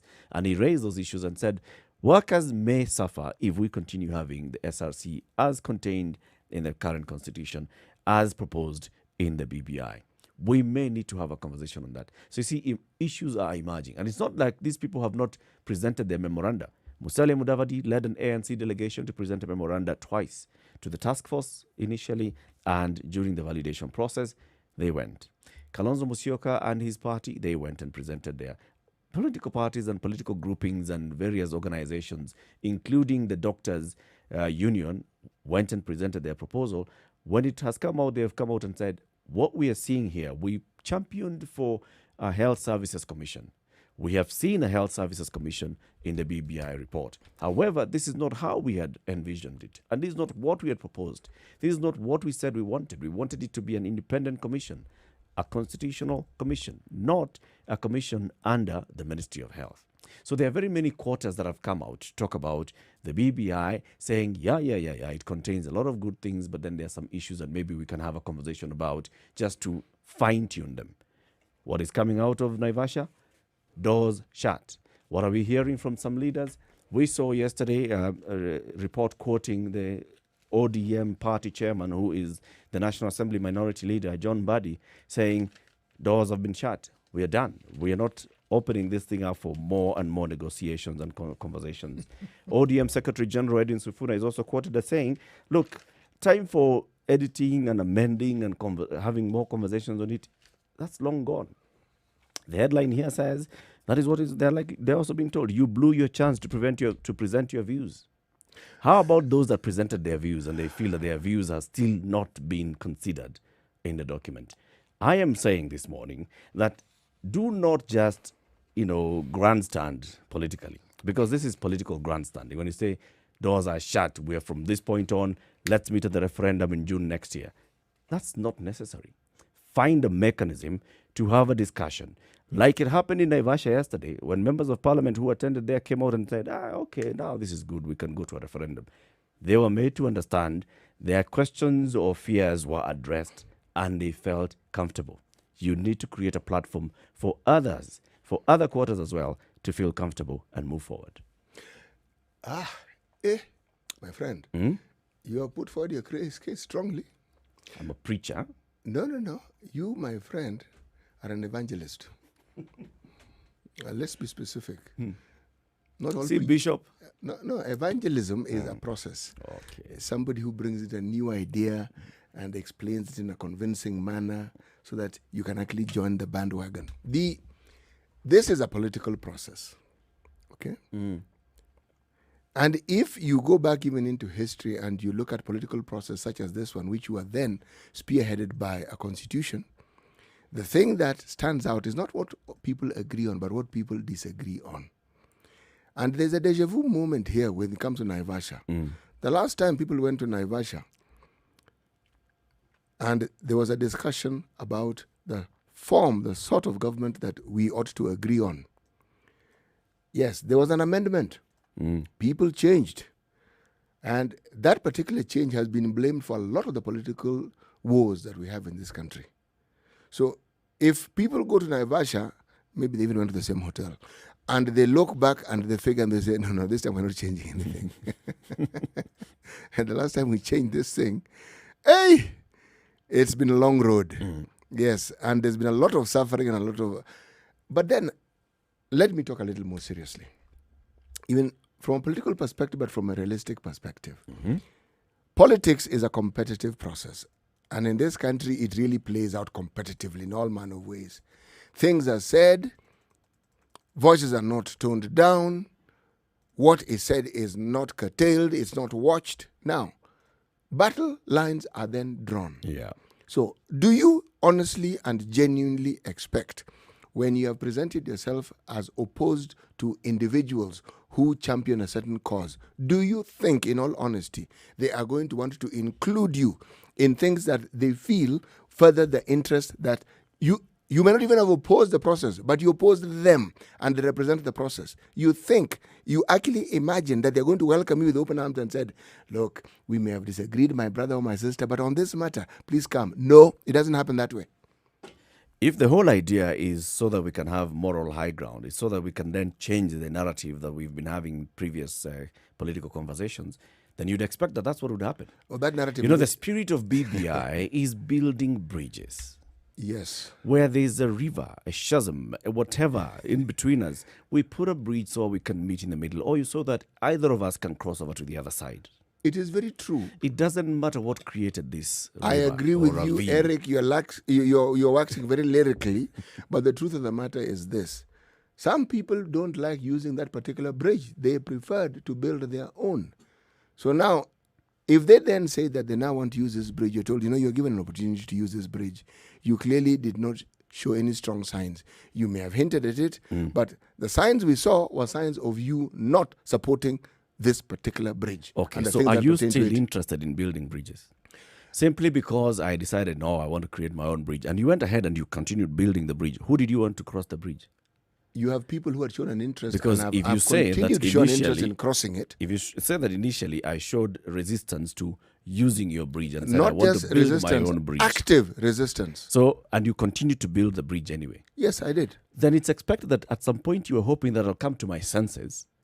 And because you're the one with the higher moral authority, you're the one who can see farther than me, the short-sighted person here. Existed when the conversation was still going on and people were discussing it. But at some point, the high moral ground becomes an even playing field. And an even playing field means you understand those who support you and those you don't. Because in a matter that you want to go forward, you are not going to invite people who you know will be casting aspersions at every turn on what it is you're doing. That is not the way any politician would think. That is not the way this particular game is played. Unfortunately, I'm referring to it that way. Someone who has clearly shown that they don't particularly support what it is that you're for and they have their own agenda. Without saying it, you're telling them that agenda that you had, carry on with it. So this is purely because of the seeming opposition that you thought I had to the process I believed for whatever reasons, and I at this particular phase I am more or less saying I do not want because you believed that I'm opposed to this. You believed and you thought that I'm opposed to this. Intrinsically believe that you're opposed to it. And yet I have shown you that I'm willing to even contribute with a plank here and a nail there and a hammer. I can even bring in a hammer. Actually, you may even bring the build material. this bridge of yours. But only thing I'm not doing is I'm not going to give you my labor, but I'll bring you unataka msumari. You see, my problem is not even this wonderful project. What you showed me and which brought me to this irreversible conclusion is how you spoke of me, how you spoke of what I want to do, how you spoke about the plans I have and the ideas I have. And you did this for the longest time. So I came to the conclusion that you are opposed to me. Now, since this project is dear to me, I do not believe for a single second that even if you say you support me, that you actually do. Let me ask you, oh great bridge builder and peacemaker, there are other people apart from me who are also talking the same, who are also saying that they'd like to have a conversation on this. I think that are you going to shut the door on them as well, just because to spite me? It's not just spiting. To spite me, then any other person who is talking, I wouldn't call it spiting, who has expressed willingness to participate in this process, who has actually even participated in this process, who is raising issues and saying, wait, it's good, but what I wanted, for example, the doctors, they're saying what we wanted was a constitutional commission. Are you saying that we cannot even have a conversation with you? We have slammed the door shut. But it's not that you can't have the because conversation. Because we don't like the other person who's also talking. Where you can't join us in the conversation is when we've gone into the enclave where people whom we believe are like-minded are having this discussion. It's like a party that is taking place and the music blaring full volume. If I'm dancing to the music outside the shut door, am I dancing to the music? The answer is yes. But I'm not enjoying the party from the inside where people are sitting and talking. You're not getting the bitings and the canapes and the drinks. This is the stage where you're probably advised it is good for you to actually come with your own so that you can enjoy the music. Well, out there. Yes, well, you're out there because the music, and also there's the fresh air. The point is, this is political competition. And if someone is deemed not to share a certain perspective that you have, why do you think we have so many political parties? Because there are people who believe, remember, this individual represents this. It's the same thing. If I have seen for the longest time that you opposed me as an individual, you opposed my views, and I have something dear to my heart, like this beautiful project I'm referring to as the BBI, I am not going to suddenly believe that you've actually changed your spots and that you actually support the BBI. You can talk about wanting a conversation. I will say you may continue having the conversation because Kenyans can listen to what you have to say. But I'm not going to include you in that circle of people who have shown from the earliest times that they support this view. This is a discussion for these people. You can continue having the discussion as you've always had, in the manner you've always had. I'm not curtailing your ability. It's just that you and I are not having this conversation at this level. That's what I'm saying. That is spitting in your own words. You yourself have said that because of the kind of acrimony that we witness in our politics, because of the kind of straight up, sharp disagreements that we see in our politics, we want to practice our politics differently going forward. And for this reason, we are going to build bridges. And for this reason, we are going to have people coming together. Of course, the non-believers would continue not believing initially until they see the project that you're working on. You don't expect that just because Jesus came down and said, we're going to heaven, everybody said, yes, we needed to go to heaven. There are people who will be non-believers for a while until the Apostle Paul converts them.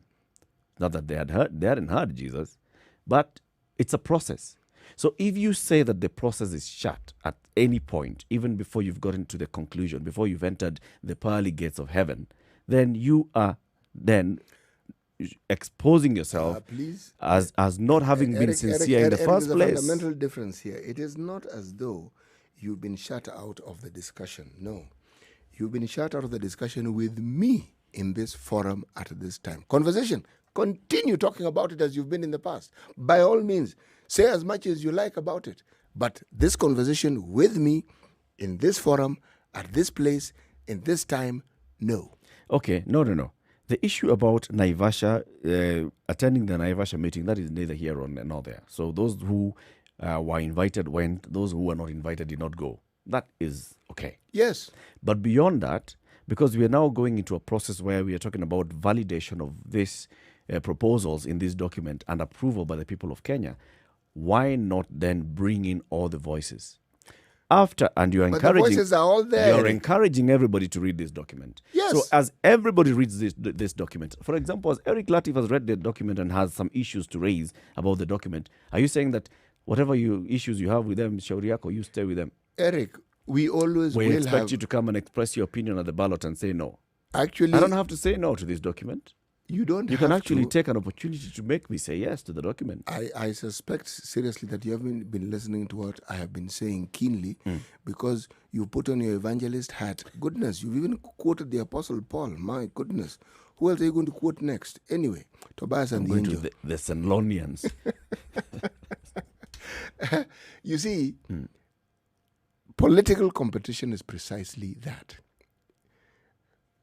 Words are uttered, but they often don't bear the same meaning as they would bear in other conversations which are not political. When people talk about a level playing field in politics, no such thing exists. It's never even. People take advantage. People use the advantages they have in the best way they possibly can. Right? Nowhere in the world is it a playing field. They'll erect bumps. Yes, my friend, and that bridge will be built. And if I think, or I'd like to believe you are not part of building it, I finish building it, I'll put a toll station. So when you want to cross, you're paying toll before you cross that bridge because you didn't participate in building the bridge. It's not complicated. Look, when Africans, we Kenyans have dowry or celebrations that involve negotiations of dowry, we are very clear about who gets what. Who gets the blanket, who gets the shirt, who gets the alcohol, who gets... Communities differ in certain details. What the ladies of that home get, the aunties get, we are clear. Why are we clear? Because it is understood that these are people who have played roles and still are playing and will continue playing roles in the lives of these individuals. Okay? Now, even if you're the best friend of this family, but you don't fall into that category, you will get nothing because it is not your due. You attend the wedding, watch, and comment, and probably come with a present and say it was a wonderful wedding. But it is understood that there are certain things. But why is that so? Some people cross that bridge and even get to be so friendly with the family, even when there's no blood ties, so that when these things are being given out, they are considered. You know why? Their relationship with that family has been close to the point where they are actually considered as a blood relative. Okay? It happens in this modern day and age. Politics is really not that different. If you have shown for the longest time that you are not in tandem and you've spoken in opposition to a certain perspective, these are like the spoils which people believe are going to be divided. My friend, don't expect that fair treatment you keep talking about. It won't happen. You know, it's okay the way we've had the conversation so far, but let's not narrow it down to Ruto and his supporters. Let's open up the conversation to BBI going to a referendum, and several sectors and sections of the society having further contribution that they'd like to make to this. From the final report that has come out, seeing how it is, trying to understand it better, trying to raise their concerns, and just those concerns maybe just being addressed. So it's not just about William Ruto. Think about Francis Atwoli. Think about the civil society. Think about the Doctors' Union. Think about the Amani National Congress. Think about the senators who went to Naivasha yesterday, and some of them will still come out and continue talking about feeling like the Senate has been weakened further than it is right now. Think about all of them. How do we have these national conversations? Because all those people have their constituencies. And they go back to their constituencies and tell them, you know why I have issues with this BBI report? It's because of what it's doing.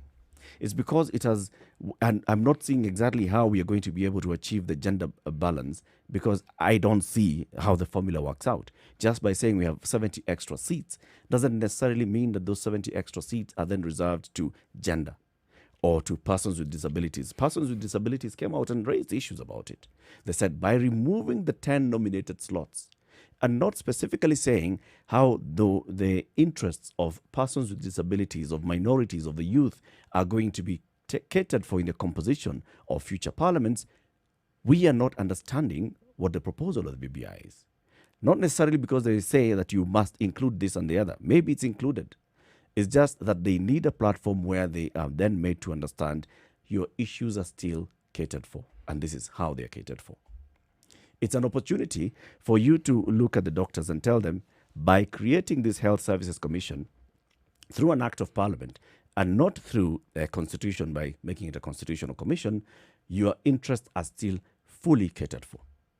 All the concerns that you had will still be addressed here, and your issues have been safeguarded. Have an opportunity for those doctors to come and sit down with you and express themselves, and so that you can respond to them. And if you actually realize that what they are saying makes sense, be able and be ready to then go and tweak this document, so that by the time it's coming to them back for now a vote of yes or no, they are not sitting there saying, they did not even give us a hearing. There'll be an opportunity for you to say, we gave you a hearing, we had a moment, we discussed, we agreed to disagree. Eric, this game is a long game. When the country was going through the throes of trying to bring back multi-party politics and multipartyism in this country, it didn't happen in a day. And a lot of vigorous, energetic activities and thinking had to take place.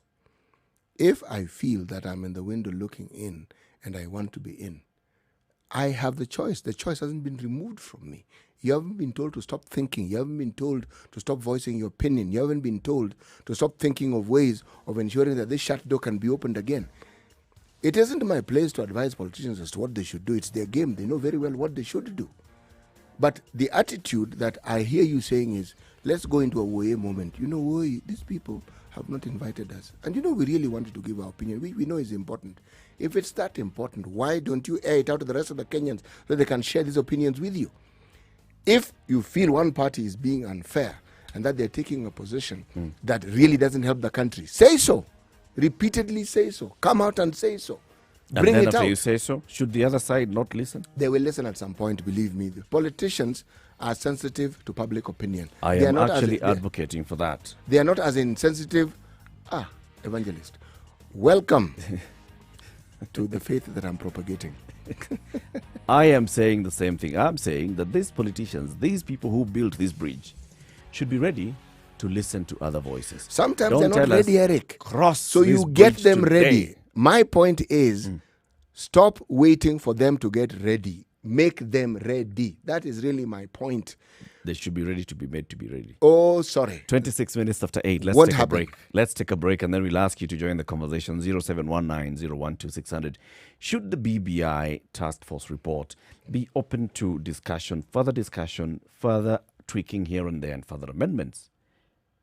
The big voices are saying the BBI door has been slammed shut.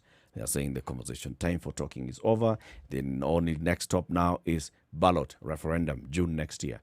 0719-012-600. What do you think? Let's take a break on KTN Home, Spice FM, and also online. This is the Situation Room, the only way to start your day. Spice up your life. 24/7, around the world, non-stop. This is Spice FM.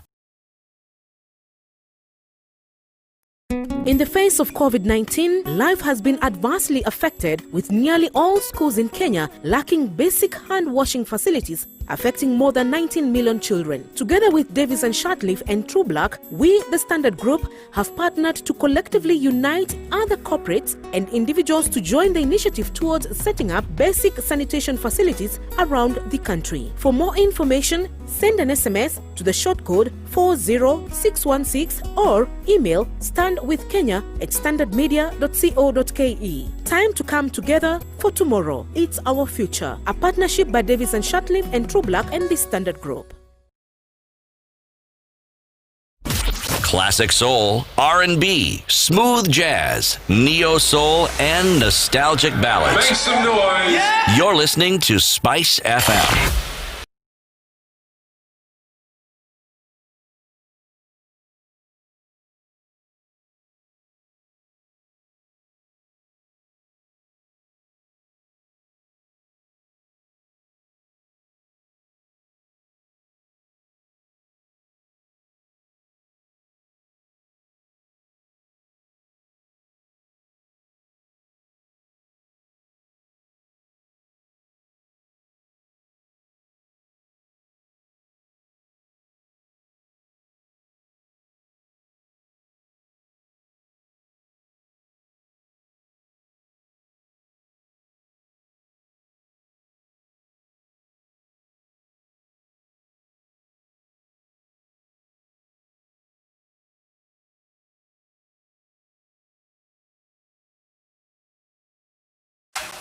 The weather with Spice FM. So it seems like we're going to have these grey skies throughout the day today in Nairobi. Light rain expected, highs of 24 and lows of 17. Nakuru is going to be mostly cloudy today, highs of 23 and lows of 15. Nyeri is currently at 15 degrees Celsius.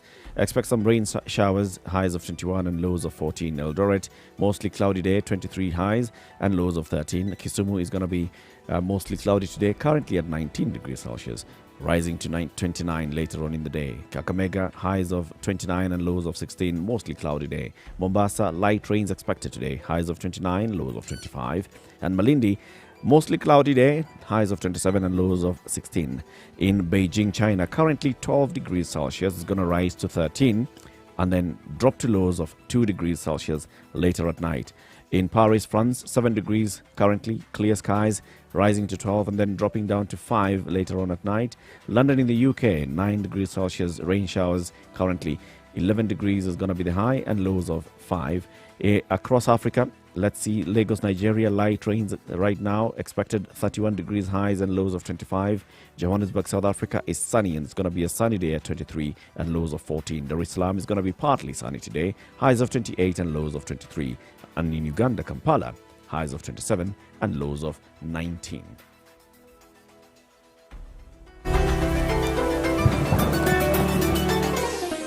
Chilled Spice.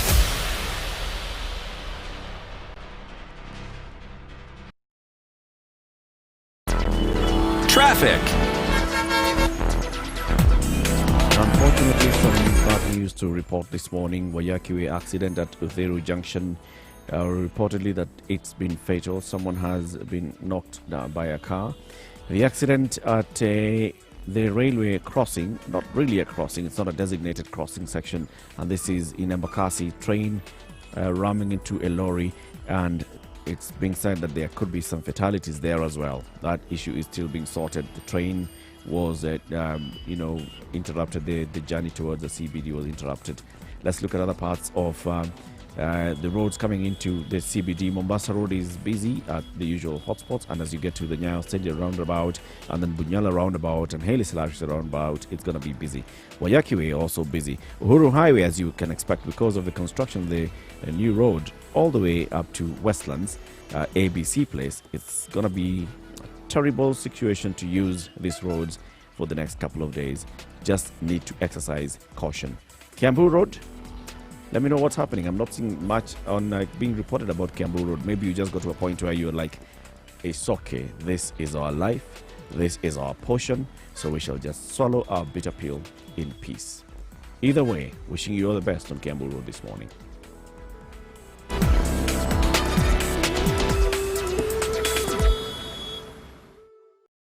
Mature, intelligent talk every morning. Spice up yourself.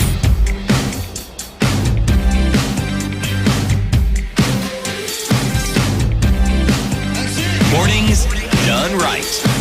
94.4 Spice FM. So, should we have slammed the door shut on the BBI conversation, or should the BBI report be subjected to a couple of conversations, explanations, possible amendments or minor edits before we get to a referendum? Let me ask a different question, Eric. Do you actually think it is shut? These are utterances. The people who've uttered these, are they the principals, or do we assume that because they represent or they are in a certain position of authority within certain parties, or the parties that are having this parley, that when they speak, they represent the general perspective and view and understanding, that this thing is absolutely and conclusively shut? Is that what we believe? The roadmap that was released yesterday by the group that met in Naivasha indicates that, first of all, they are beginning with collecting over 1 million signatures as required. They want to go through the popular initiative route of amending the constitution. So signatures to be collected, taken to the IBC for verification. From that point on, goes to the county assemblies for discussion and either voting yes or no at the county assemblies, and then it goes to parliament, and then it goes to a referendum. It does not mention public participation at any point. However, we know that there is public participation when it comes to the assemblies. Now, should it not be made clear and maybe harmonize the way in which this public participation shall happen so that you accommodate the views of the ordinary Mwananchi? I'm saying Eric Latif. Eric Latif, the common Mwananchi. As you come in, can we hear from Frederick, who's calling in from Mombasa? Frederick, good morning. Good morning, Eric. How are you? And CT. And your colleague there, Mr. CT Muga, yeah. Salama sana, Frederick. Yeah, I'm good. I want to give my contribution. Go ahead. Okay, you see, the issue of the BBI is something that has been open for, I think, the past 2 years. Yeah. And the issue of opening it up, I don't think there is no amount of opening it up that will change the content that is in already. Mm-hmm. It is like you are attending a conference and you give your views, but in the final submissions of the report at the close of the conference, your views are not captured. But it doesn't mean they were not heard. Okay. Okay? So no amount of opening will make people contribute to what they think they need to be there. I recently told a friend, I did not know the BBI before it came out. Neither did he know about the BBI. Yeah. The Bible writers of the BBI, no amount of input you can put in, they already know what they want in the BBI. So it's a matter of letting them propose.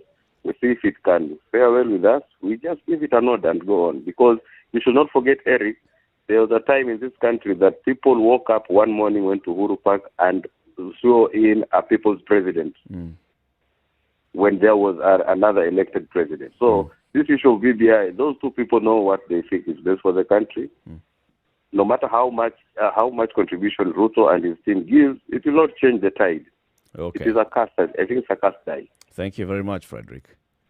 Joseph Karanja in Muranga, good morning. Yeah, how are you? Fine, thank you. Yes.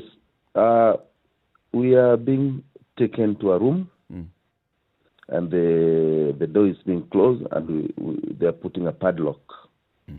This is what BBI is all about. It's about two people, and they're thinking about themselves, and they want to put something in our throat, and it will not happen. What has happened, there are many people who have not contributed to that thing.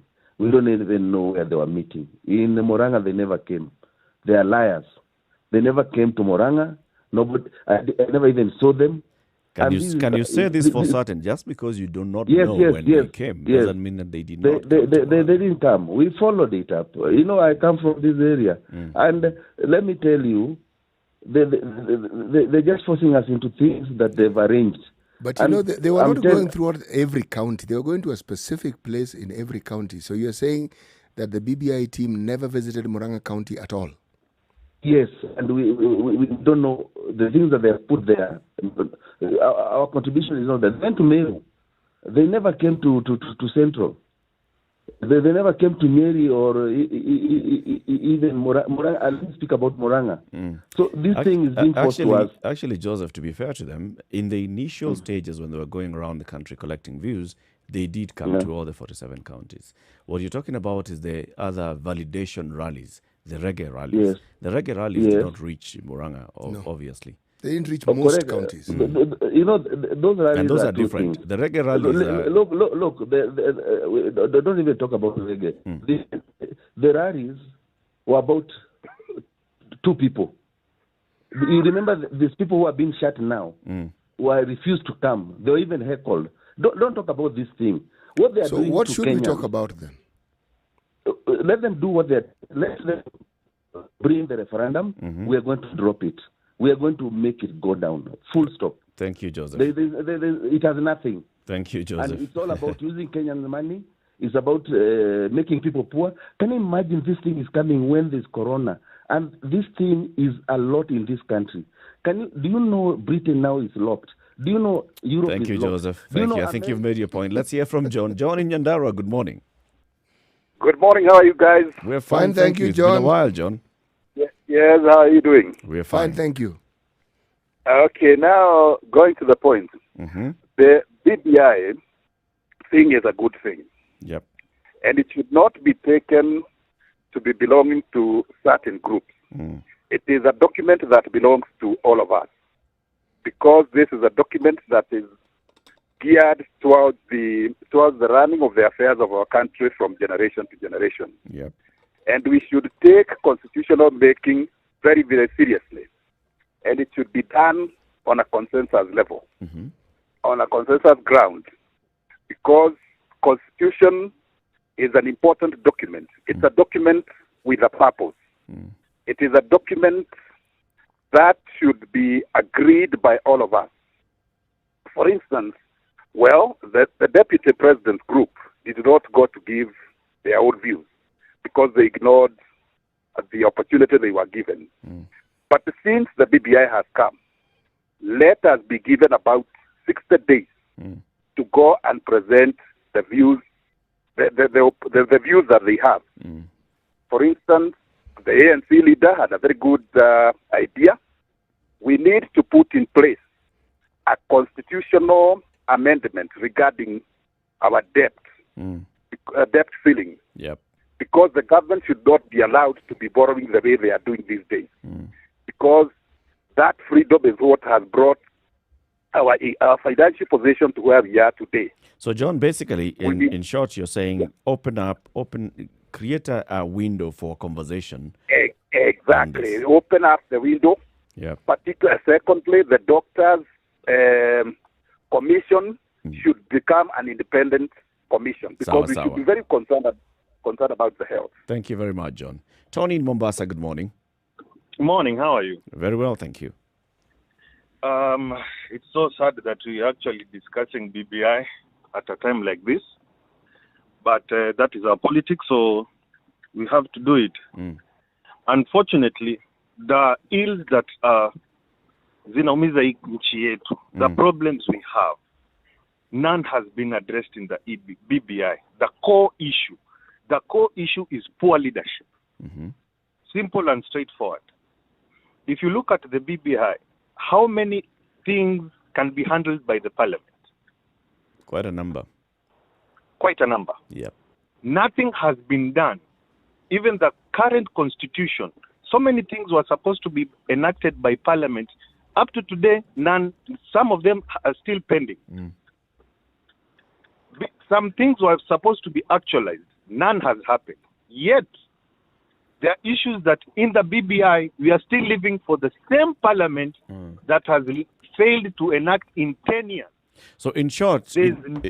Tony, Yes. what are you saying? Should we have a conversation on the BBI report, or should we just not even have a conversation at all?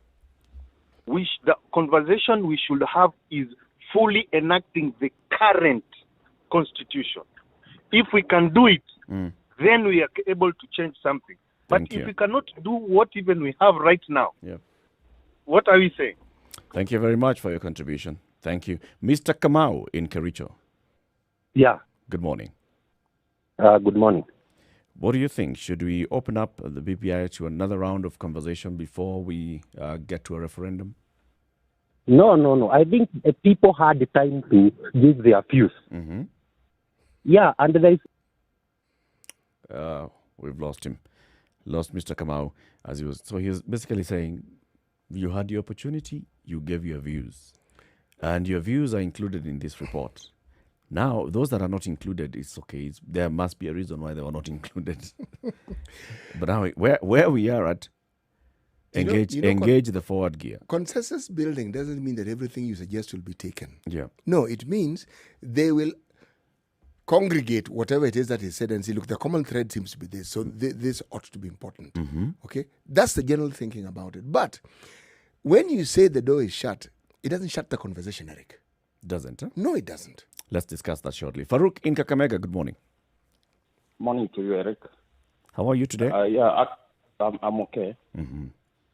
Now, with this BBI, I think we need a serious conversation on it. Because like someone said in Kakamega that, you see, it's like getting a lady and then forcing her into a house without even giving her a chance to talk or to discuss about things. You're just telling her, ingia hapa. So it's a serious thing because we can see we are actually introducing an imperial presidency, something that we were trying to run away from. So Kenyans need to have a serious conversation. If you look at a president who is supposed to choose the CJ, the judges, the ombudsman, I mean, it's crazy. we need separation of powers, and we need Kenyans to have a serious conversation. Thank you. You know, even as I'm listening to this conversation, Eric, I'm thinking, you know, the people who are going to determine what we're talking about, given the path that was suggested, the popular path, it's the MCAs. Because this thing is going to go down to county assemblies. So if I have a beef, I would start looking for my MCA now. This MCA whom I don't know. I would find out who he is and I would look for him. I would start talking to him. Because that is where the conversation is going to take place. This moving forward that we're talking about, that's where it's actually going to take place. You are going to take these things to the assemblies in the 47 counties in the country. You know, here's the thing. The 47 county assemblies are going to look at the document. They're going to approve the document or reject the document. Yes. Amendment to the document is not on the table for them. Eric. So even if you went there and you had, otherwise you'd be coming back to the national level with Kiambu. Kiambu has said yes, but it has amended. Eric, Mombasa has said yes, but it has amended other Eric, things. let me ask you this question. You'll have a different document that comes back. Of all the people who are talking about this document, how many people do you think are actually going to read that document? Okay, let's just say the first 10 pages. Forget even the not the prefacing. The point I'm trying to make here is this. Politicians have made utterances, all right? It's early days yet, Chief. The election is in 2022. We just want to be very clear, even to the politicians, that before you start putting up, a roadmap to a referendum, include in that roadmap a window, an avenue, you see, a process through which we shall have a conversation. Consensus building, like you said, consensus building is listening to the views, hearing the views, and then reaching common ground. That is consensus. Sometimes it doesn't quite follow that particular... Or at least explaining yourself. It doesn't follow that particular pattern, though what is hoped to be achieved is the same. It's the same thing. Yes. Can I just go to Anthony in Pangani? Please. Anthony, good morning. Good morning to you. How are you today? I'm fine. Should we or should we not shut the door? Okay, I've been listening to this conversation. I've been following BBI through the media. Maybe I've not got the opportunity to read the document myself, but I've been listening to what the politicians have been saying. But to me, the politicians have been taking us round and round for so many years. It's a high time that the politicians should stay aside and let the people speak about what they want. Because it doesn't necessarily mean if the politicians want to do this, that is what Kenyans want. Okay. So I think the conversation should be open and all views should be listened to. Then we can move forward and build a good Kenya that we can enjoy for years and years to come. Because we don't have to change a constitution to favor some few individuals for some time. Because this thing is going to take years. True. Then what? True. Thank you, Anthony. Very good point made. Joseph in Rongai, good morning. Hey, morning. Yeah, gentlemen, how are you doing? We are very well, thank you. I want to make my contribution. I think the BBI just came out last week, and many Kenyans have not even read the document. Yep. And therefore, when MPs say that they're going to collect signatures, I don't think they've given enough time to Kenyans to make a decision after reading. Secondly, I think the 2010 Constitution, having not been fully implemented, should be audited first, and we identify areas that have not been implemented to be included in the action plan going forward. So obviously, I think there are issues that are cutting across the entire society, and therefore they need to be looked at and included in the BBI. Maybe we don't even need to have the referendum before the elections. We could have it after the election, so that then we have a more comprehensive document. Like the 2010 Constitution took very long time to get to, but it was a good constitution. So I think you're telling the politicians not to go into the next election with certain guarantees. So, but the point is simply this: that we are not just doing it for the sake of a few people, but we are doing it for posterity. True, that's a very good point. Thank you very much, Joseph. Thank you very much. Just listen to what Musalia Mudavadi said at the launch of the BBI report last week, okay? Good provisions of increasing 15% to 35% will require resources. If the debt consumes too much of our resources, we shall again fail to serve the counties. That is critical. I think the articles that have been touched tend to remove or to downgrade the role of Senate when it comes to allocation of resources to the counties. Senate is the anchor to devolution. I think that requires a review, not a rejection of the document. All right. So he raised concerns, and some of these concerns are also being raised by members of the Senate. So we're also seeing Senator Cleopa Malala, who is a member of the ANC and the senator from Kakamega County, saying that he wanted to attend yesterday's meeting, but right at the gate of Green Park in the Great Rift Valley Lodge, he was told, boss, your name is not on this list. Hauko katika kitabu. Si cha uzima, but kitabu. You know? Cha maendeleo. Cha maendeleo. So he wasn't let in. He wasn't admitted to the meeting. So, okay. That was the political game being played there, and that is fine by the politicians. But should we not find a way? And I said this even at the beginning of the first report when it was released. From this point on, the validation process should be some sort of constituent assembly, like happened in Bomas in the other constitution. Constituent assembly, bring in very many interest groups, let them sit down, let them look at the proposals one by one, let them say, so yes, this makes sense if we add into this, or this as it is, it's fine, or let's edit here and there. Why must we say that the views and the opinions of the experts are exactly what carries the day? You know, the translation of our views by the experts is right. Let's talk about a country that is known for its wonderful constitution, especially the chapters on the individual freedoms of the citizenry, the U.S. Constitution. Mm-hmm. When they went about the process of promulgating it initially, they had a problem. It was written, and there was a serious no vote to it. Mm-hmm. And the reason was because there were some states, talking about Delaware, you're talking about Georgia. They said, no, my friend, there's certain individual freedoms that are not included in this. The only way that thing moved forward was the understanding and the guarantee that they would be included. Mm. We are thinking as though the only way to bring about change is if those who are propagating it change their mind. And I'm saying, for heaven's sake, think broadly. Mm-hmm. We have county assemblies. If enough people reject this thing, you don't think there will be a conversation that has to be had again? Or are we saying it is not possible for it to be rejected? Of course it is possible. Why don't you pursue a certain avenue that indeed gets to the heart of the matter, which politicians seem to clearly want to avoid, the people? Yeah. Because if you're talking about assemblies in the counties, you don't get more basic than that. The Wana Inchi will be involved.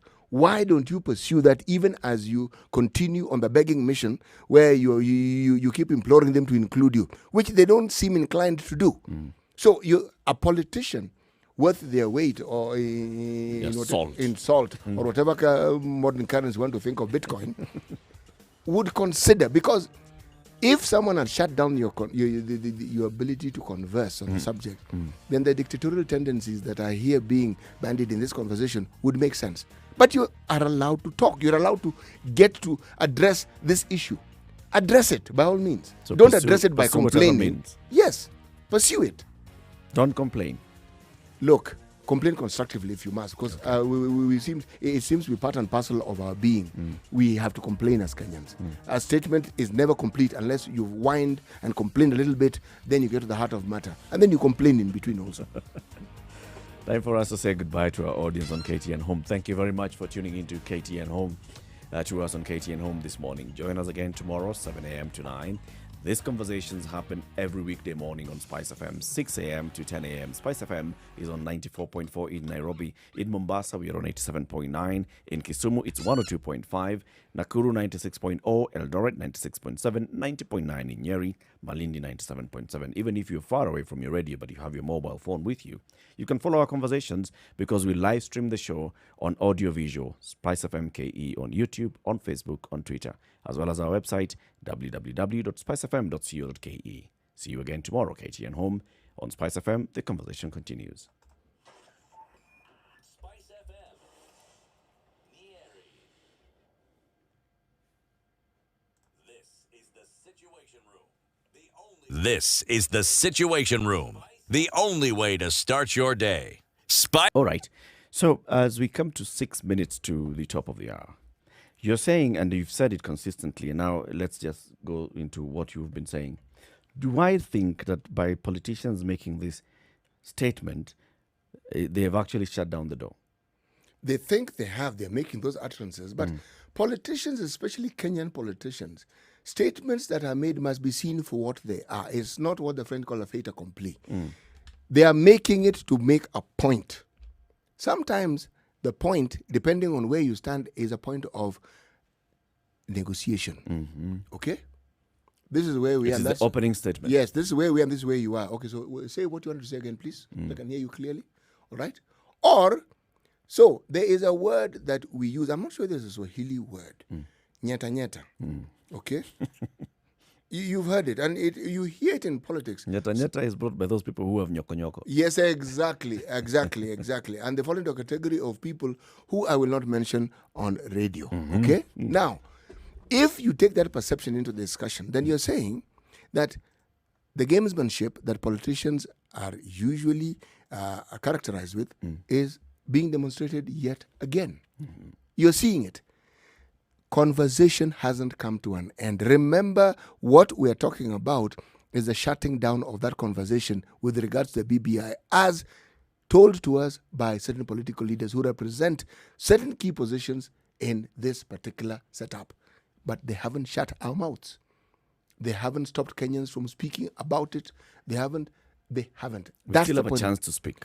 Everyone, and look, more so when if you follow this popular route, no better chance to speak than this one, because now you can address the people directly. You see, all along, all these people are making noise. They are doing the same thing as the people they're complaining about. They want it top down. Go and talk to the people. Convince the people. Even politically, I see an opportunity here for either the deputy president or Musalia Mudavadi or any other political leader. Right? Be the one that then is championing this conversation by bringing together all the other voices that are not saying outrightly yes. So how do you bring them together as Musalia and say, all right, so we are the people who would like to open this document to have a conversation, and these are the views. Everybody here has their own views, but I've brought them together. And then Musalia then there gets the political mileage that he would like to. Or William Ruto, the deputy president, or any other leader, even Atwoli, the Kotu Secretary General. It is good for you to have a Damascus moment experience. Thank you. To Damascus? You are the one who's going to Damascus. Boss, no, you were heading to Damascus and you turned back. No, I was heading to that other place. You were heading to the... I was heading to that bridge, which takes you to the other place. You are going to swallow the whale. And lo and behold, lightning struck. Here you are. Here you are. And the issue changes. So let's see how the conversation on the BBI goes. But remember, it's important for you to read the BBI report itself. It's important for you to get to understand what the BBI report contains and what it says. It's important for you to have this conversation not from a point of who else is talking, not from listening to whoever else is talking, but by trying to understand for yourself, is this the truth? Is this what the proposal is? Is, for example, the issue of we're going to have an imperial presidency the reality, or is it not? And if it's a reality in what forms? So that when you're saying would like to change this, then you already have an idea of what you do not like. And then you can say, let's change it. Yes, we can. Without that, then, you see, the participation in complaining, that we've already established and we're good at it. Yes. But now, why don't we be good at something else? Engage our leaders directly. An MC is not difficult to engage. They're not even difficult to find or see or even talk to. MCAs are difficult to engage. You talk about your MCA. Hey, boss. Talk about your MCA. Difficult to engage in that. You're going to have a difficult, formal, sober conversation. Don't go by yourself, for heaven's sake. If you people feel strongly about the BBI, let your actions speak for you instead of your words. Okay. Take it seriously and approach it seriously. And make it a serious discussion. Go as a group. Sit down with your MC. Call for example, a public baraza in your ward. Yes, and have this discussion. This certain ward is now we're going to have to discuss BBI at the ward level. Yes. That's a brilliant idea. Yes. And we have young people who actually read these things because they have time, because they are unemployed. Bring all these people. Start talking about the BBI. Stop listening to what the politicians are telling you, because that's their view. That's what they'd like done. But politicians are sensitive to what the Mwananchi thinks. And they'll always listen to what they the will Monanchi listen. They will thinks listen. and what the Monanchi says. Yes.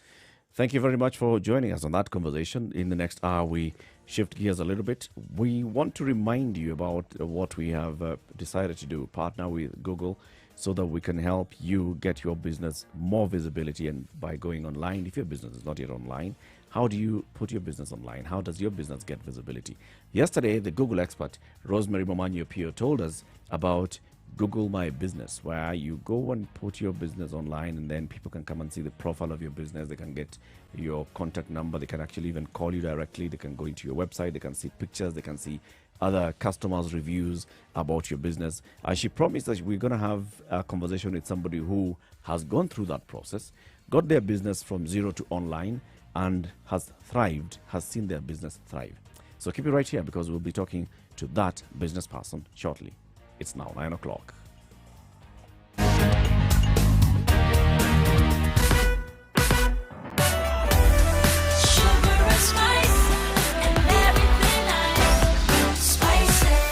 Spice up your life. 94.4 Spice FM, Nairobi. All right, so Traffic. we're going to flatten the curve on traffic in the city. It's now 9 o'clock. In the next 1 hour, traffic will not be as much as it has been since 7 o'clock or since 6:30, but it's still there. So on the major roads, we know that the accidents have been there. There was an accident in Thiru. There was a train accident in Mbakasi. Those ones are being looked at. We also know that there was a major, some kind of snarl up on Kiambu Road earlier this morning. We also know that there was a pedestrian involved in an accident somewhere. As you approach Muthaiga, take caution. We have seen a number of mishaps on the roads this morning, so please be very careful as you drive. In Mombasa, how's the situation like in Mombasa? Actually, we haven't seen anyone raising concern or expressing satisfaction with the traffic situation in Mombasa. We'd like to hear from you in Mombasa. We'd like to hear from you in Nakuru and the other big towns, Eldoret, Nakuru. What's happening there? Spice FM KE or 40127. Please get in touch with us and we'll let everybody else know.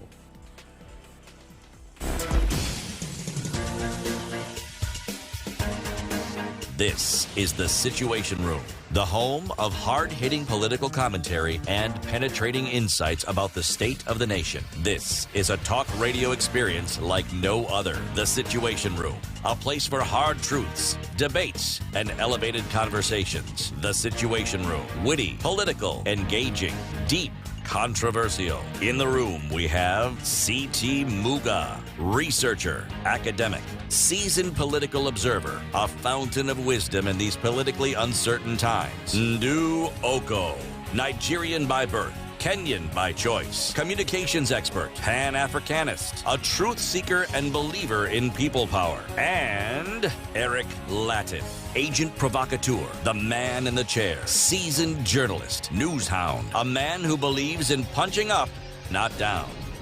This is The Situation Room, the only way to start your day. 2.5 minutes after 9. Let's begin the hour with today's proverb. You do not beat a drum with one finger. You do not beat a drum one finger with kidole obo. Yes. If beating the drum is your purpose and intent, one finger won't do it. Tumia mbili ama tatu. No, tumia mkono. Tumia mkono yote. All right. And in fact, use both hands to be precise. Ama tumia kijiti. One kijiti drumstick equals one finger. No. You've seen the akorino and how they play the drum. That is not a stick. What is that? A drum? It's a drumstick. It's a rungu. It's a drumstick. Okay. So let's have a conversation about business, taking your business online. And remember, we have partnered with Google so we can help you put your business and take your business online. Just for you to take advantage of this, type google.africa118.co.ke. That's google.africa118.co.ke. The Google expert told us about this yesterday when we were talking about Google My Business and how it helps you to get your business visible online. She joins us again this morning. Rosemary Momanyo-Pio, the Google head lead for SMEs in East Africa. Good morning, Rosemary. Good morning, Eric. How are you this morning? Me, I'm fine. I don't know about City. If I may follow your lead, I am also fine, Eric. So this is where we now ask Rosemary. And Rosemary, and you? I'm fine. I'm fine. Okay, me, you are fine. Me, I'm fine. Okay. Good. Rosemary. Good, thank you. I'm right in the process of Google My Business and getting my, I told you, Eric Latif Ventures Holdings online. Retail and wholesale. And all suppliers of everything. Kitaka makaa kuja. Kitaka hewa kuja. Anything. Yes, and of course, at the end of it, special features. Yes. Demonstrations consultant. Yes. All those, and you can just put them online. So you were telling us about Google My Business and the benefits of this very free service that's offered by Google, and how you are also at this time helping businesses that people who may not exactly be tech savvy to get this support online. And this is talking to your partners at Africa 118. Yes. Just a recap of Africa 118 and the partnership that you have and how someone can then get in touch with them. Yes. So the goal is to help SMEs come online, and our partner helps the SMEs get verified. So the simple step is just to go to the website, google.africa118.co.ke, either call them or request a call back. And they will call you within 24 hours and take you to the journey of getting your business profile online and then verified. Great. And you told us about a business that you were able to get from, let's say, from mashinani to digital. Tell us a bit about that, and then we shall also play a bit of a story of this organization. Exactly, yes. So the company is called New Start Organics. They're currently based in Kenol, Moranga. The founders are Wangari and her wonderful husband, Stephen. And today we're going to hear their wonderful story about how they're able to come online, learn about the products. We offer digital skills training, so they're able to attend some of that training, learn about the profile, got a business profile set up for themselves, a one-pager website. And then you'll hear from her about her experience through this whole COVID pandemic, how they're able to expand, grow, and even hire people when everyone else is letting go of people. They're actually hiring people and creating employment, and even moving from Nairobi to Moranga in this journey. So we'll hear from her about her experience and what she's able to do. And hopefully she'll be able to inspire people like her, more so mothers, because she has a young child. And so she did all this with a 3-week-old baby. So it'll be good to hear that as a woman, entrepreneur, a mother, you can still be able to have a business, take it online, and be able to thrive. Indeed. So let's hear the story first, and then we talk to Wangari.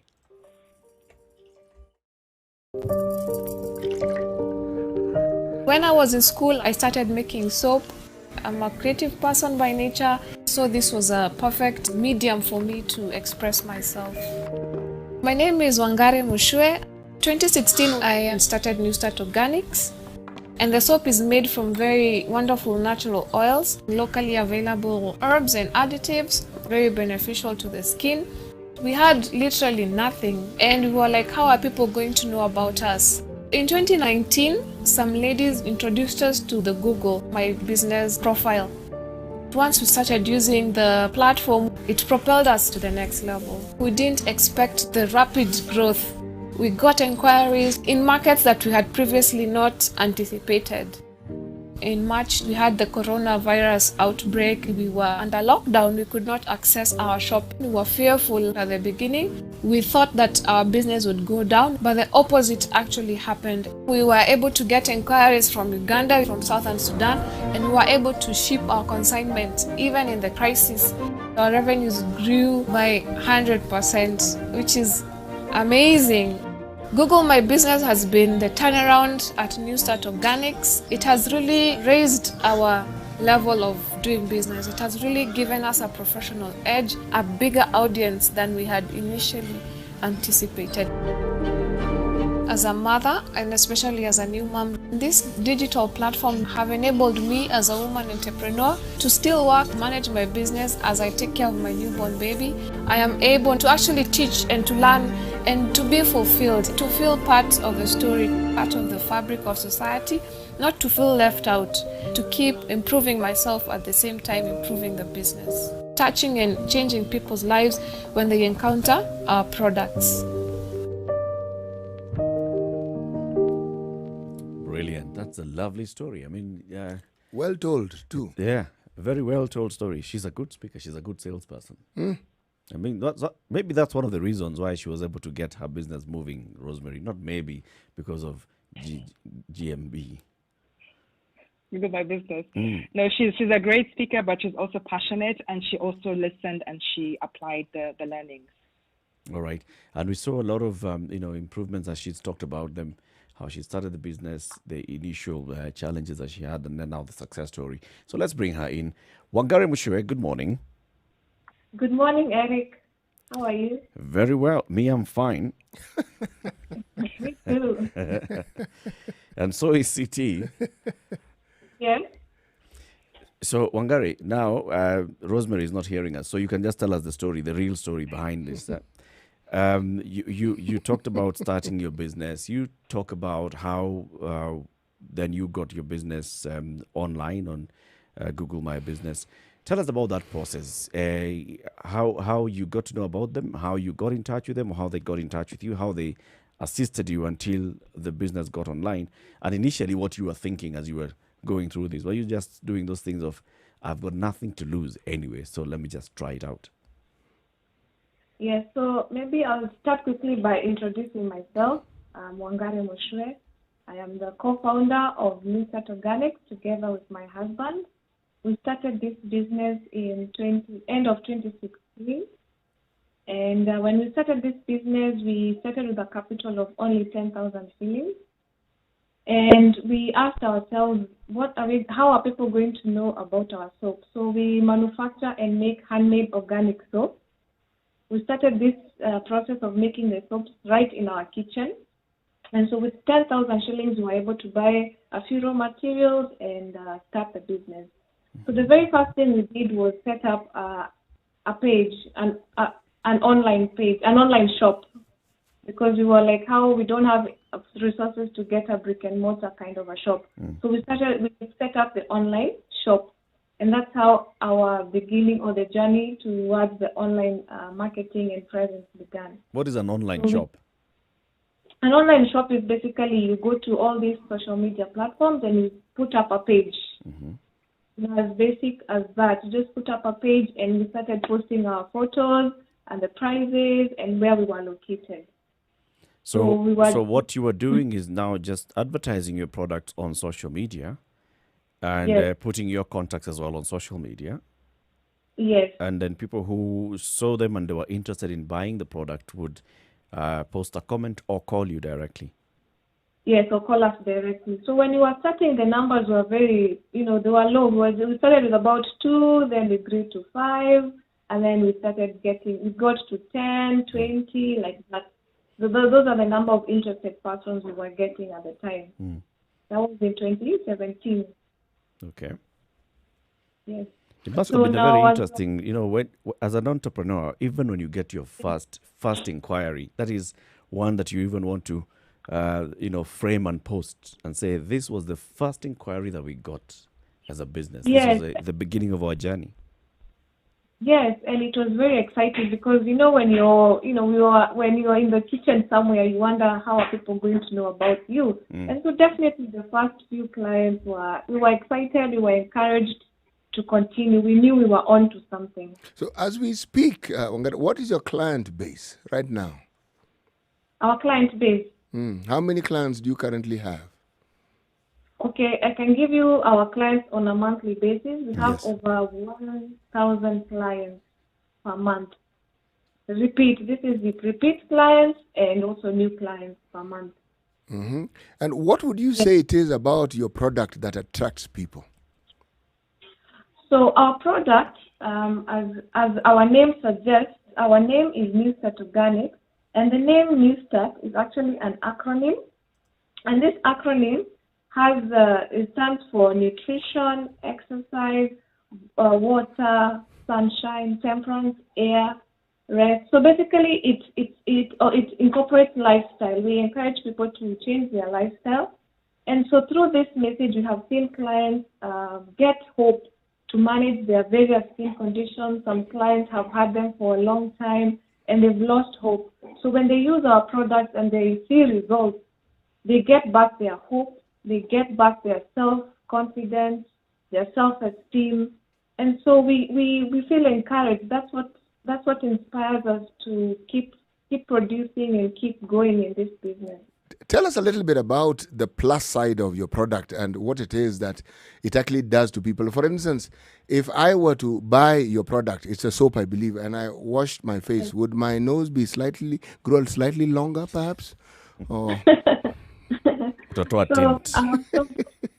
to describe one of our soaps, we have different soaps. We have activated charcoal soap, moringa soap, turmeric soap.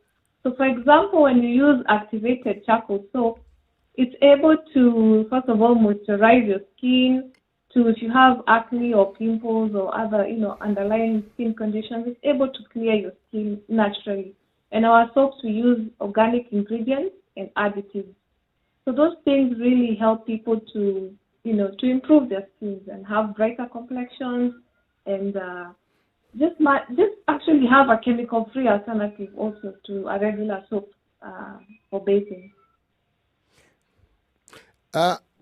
When I listen to your story and I listen to what you have done, I then have to ask the next question.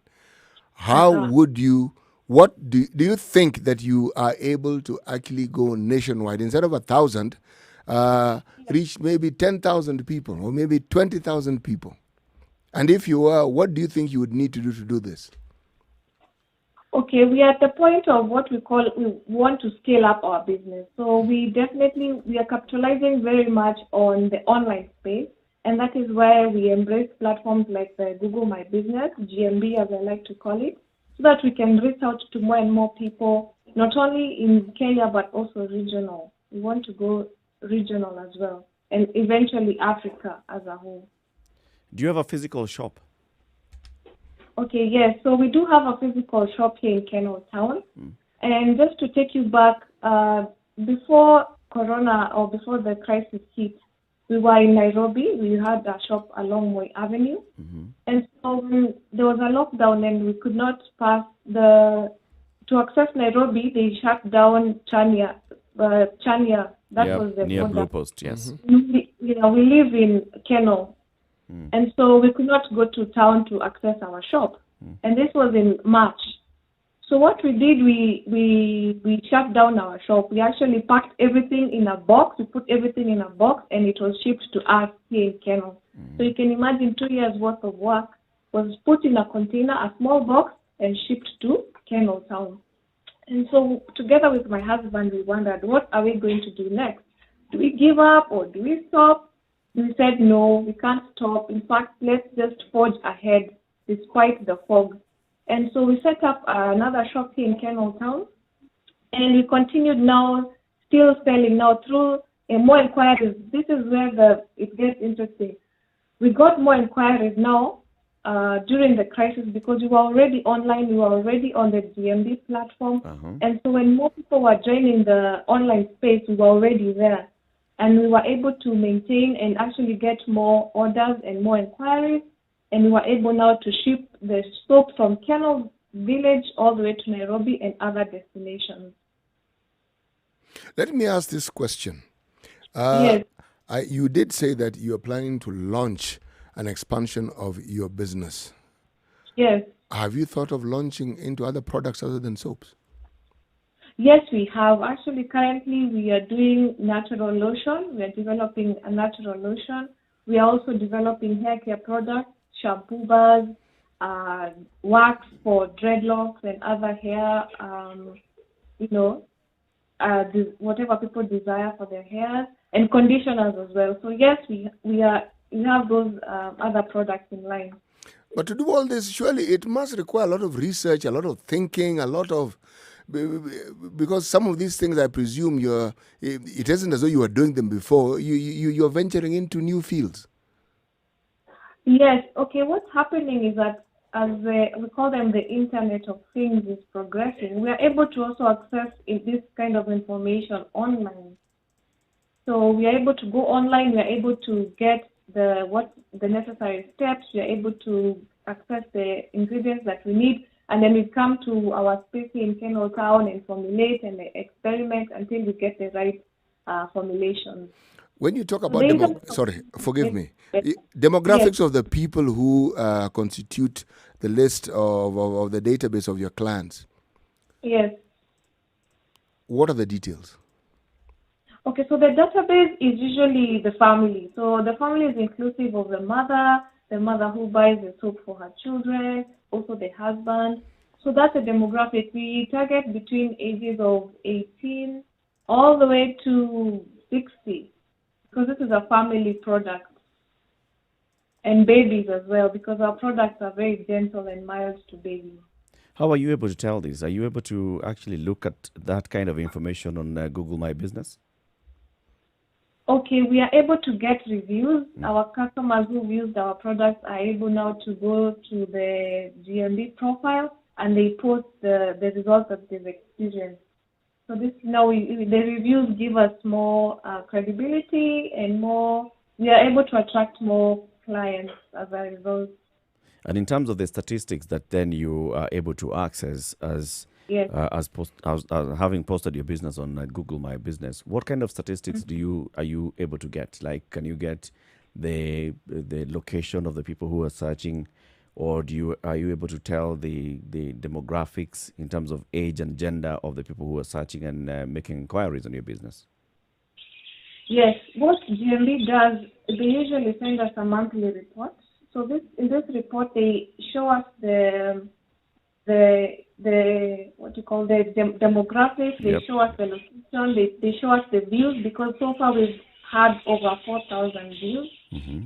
And they also have another product called Market Finder. So what Market Finder does is that it's able to show you the statistics of the areas you want to launch your product in. For example, in our neighboring countries, in Uganda, it's able to show you the logistics there, what you need to do to transport your physical products to a specific destination, the income, the disposable income of the people of that area, the social challenges that the people in that area experience. So you're able to customize your product to fit into that market. So that's what Google My Business has been able to do for us. What are the current views in terms of numbers? How many views have you gotten so far online? Okay, so we've gotten over 4,000 views. We've gotten over 4,000 views, and every month we get at least 100 views on Google My Business platform. That's brilliant. And thank you very much for sharing your story with us. Wangari Mushwe is the co-founder of New Start Organics. You want to add something? There's something she wants to add, yes. I wanted to add that the Africa 118, when you launch or when you set up your profile, they hold your hand. They hold your hand. They help you navigate the page. They help you set up. They help you when you post. They help you. They give you tips on how to optimize your content so that it can reach the desired audience. And so for us, we have Ivy, who was able to hold our hand, and Margaret. They really helped us through the process, and I want to give a special thank you to them. And of course, Rosemary has also been there for us. And so this is to encourage people out there that you don't have to have a lot of money to start a business. You just need a strong online presence, and don't be discouraged. Just start, and then you build slowly, build organically, and I can assure you will get results. Brilliant story. Thank you very much. Rosemary, you're still on the line. She's talked about a number of things in terms of even the statistics. All this is information that you were telling us before, and it's good to hear that somebody who has experienced it is actually confirming that it happens with Google My Business. She's also mentioned another platform, Google Market Finder. Mm-hmm. Yes. So more to come on that. So I'm going to take us through a deep dive onto the dashboard in the next couple of days, Eric and CT, to walk you through what are the insights that you'll see as a business owner on this dashboard. And then as we move into next week, I'm going to talk a little bit about our new products that we recently launched. Market Finder is one that is amazing, that will help any SME expand their platform beyond their current boundaries to where they want to get to outside of their current country. So I'll walk you through Market Finder and then thereafter Marketing Kit. So all a great tools that will help SMEs expand, grow, and of course thrive in this difficult time. Asante sana. Have a good day, ladies, and thank you very much for joining us this morning. Thank you. Thanks, Wangari. Thank you. Vicky. Thanks, Eric. All right. And just Bye. to get yourself signed up onto Google My Business, just go to google.africa118.co.ke. That's google.africa118.co.ke. You'll be able to get in touch with them. You'll tell them what kind of business that you have. They'll send you a form to fill in a couple of initial questions, and then they'll take you through how then to get your business online. So you can also be like New Start Organics of Wangari's that's been growing despite the COVID-19 pandemic. 24 minutes after 9, let's take a look at the weather and then we continue the conversation. Good morning.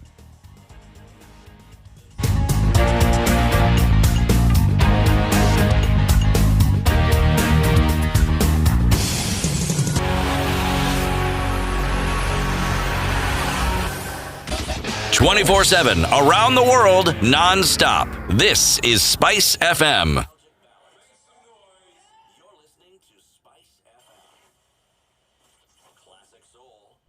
Classic soul, R&B, smooth jazz, neo soul, and nostalgic ballads. Make some noise. Yeah. You're listening to Spice FM.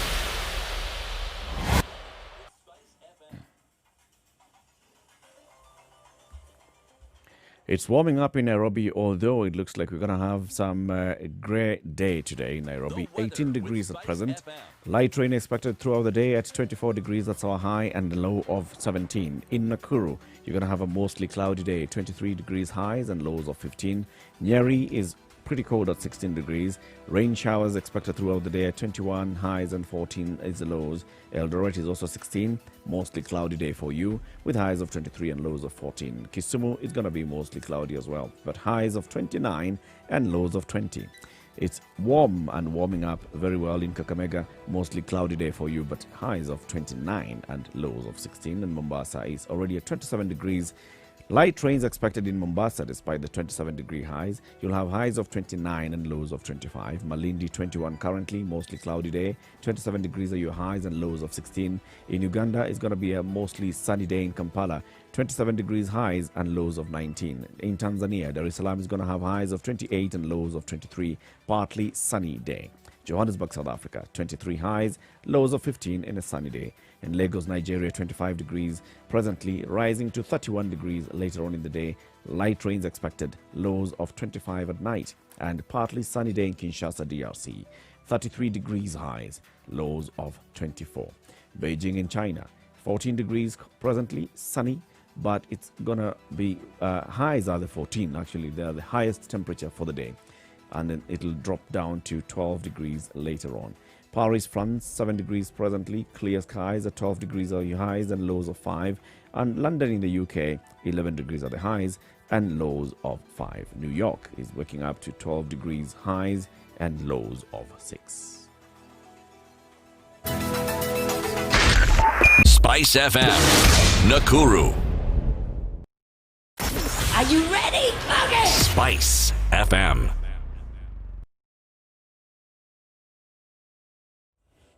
Okay, it's 27 minutes after 9. This is, like I said, the curve is starting to flatten in most major roads getting into the city center. So what's happening on Mombasa Road? It's going to improve. What's happening on Thika Road coming into town? It's starting to ease up now. Kiambu Road is also starting to behave normally. And Ngong Road is also behaving as well as it should. Remember, just look at the lights, obey the lights, and do what you're supposed to do on the roads, and things will move smoothly. For those on the road like Mombasa Road, Uhuru Highway and Wayaki Way that have major construction works going on, courtesy is your portion, and also patience is your portion. Swallow both with lots of water 3 times a day. Sugar, spice,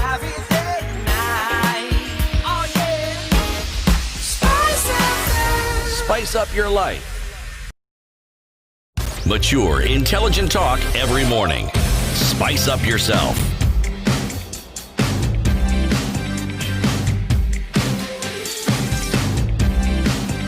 Mornings done right.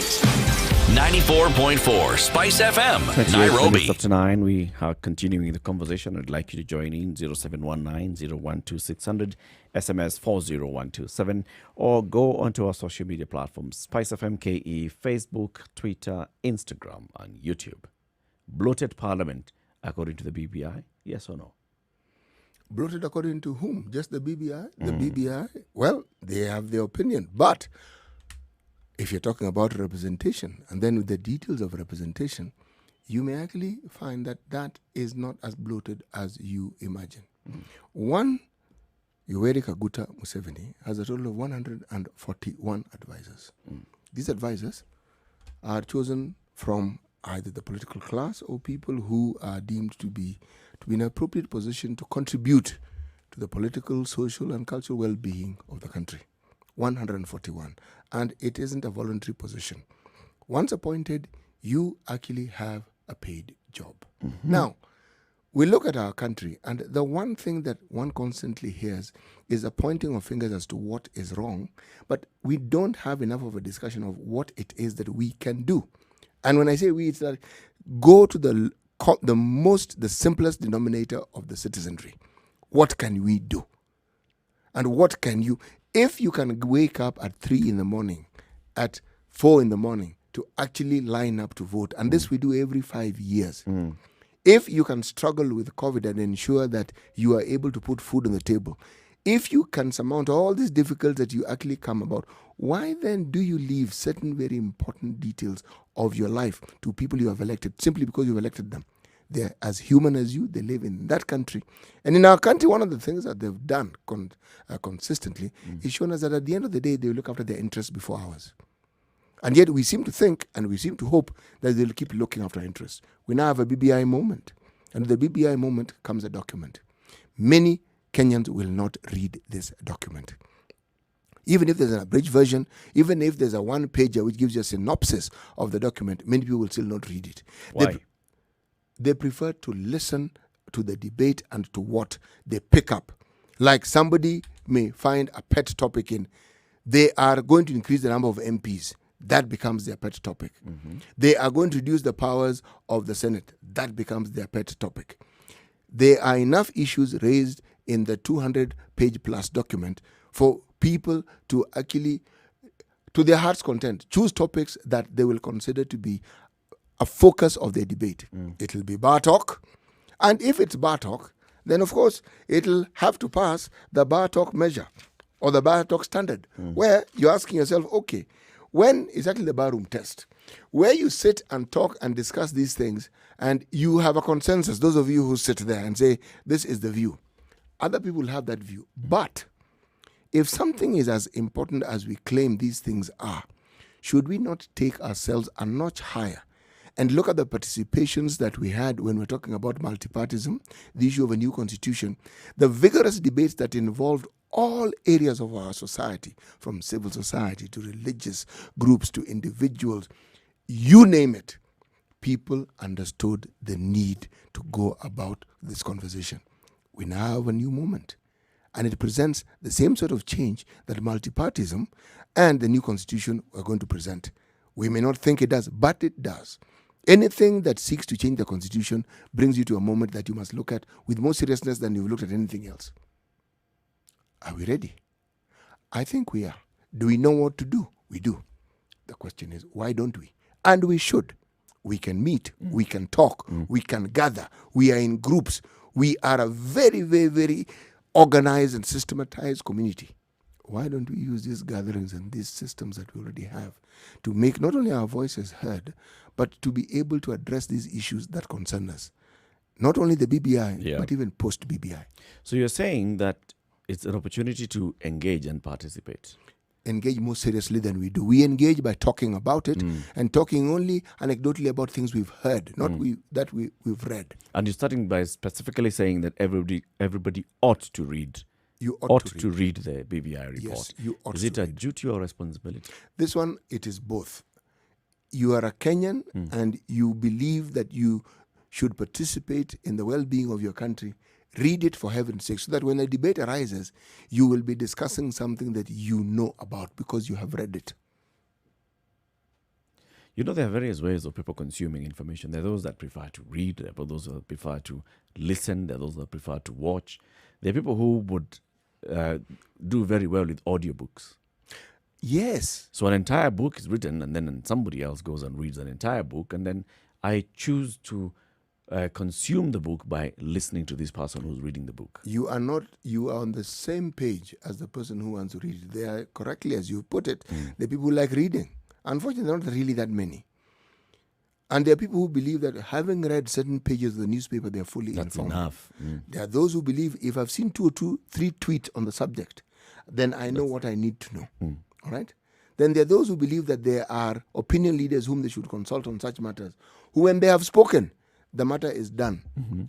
All that is good, but wouldn't it help tremendously if you actually engaged with this information yourself? Okay. You make very good points. But why is it that you find that such documents, even the 2010 draft constitution that was going to the referendum, was not as widely read? Was it as widely circulated? Was it as widely available in the country? One of the conversations that was also happening at that time is we'd like people to, as much as possible, read this document and not do like you did in 2005 by saying that somebody else has read the document for you. Even that taunt is still being repeated today with the BBI conversation. So why is it that people would not be able to have read? There are those who would like to read it, but they don't get it. So as we talk about the responsibility of the citizen to read the document, which is very true, there is also the responsibility of the government in that civic education. It is. It is. And I assume that when they're talking about propagating the BBI, part of their budgetary considerations had to do with how, beyond those massive rallies, to actually ensure that people use available medium within the country to actually get to understand what the BBI is about.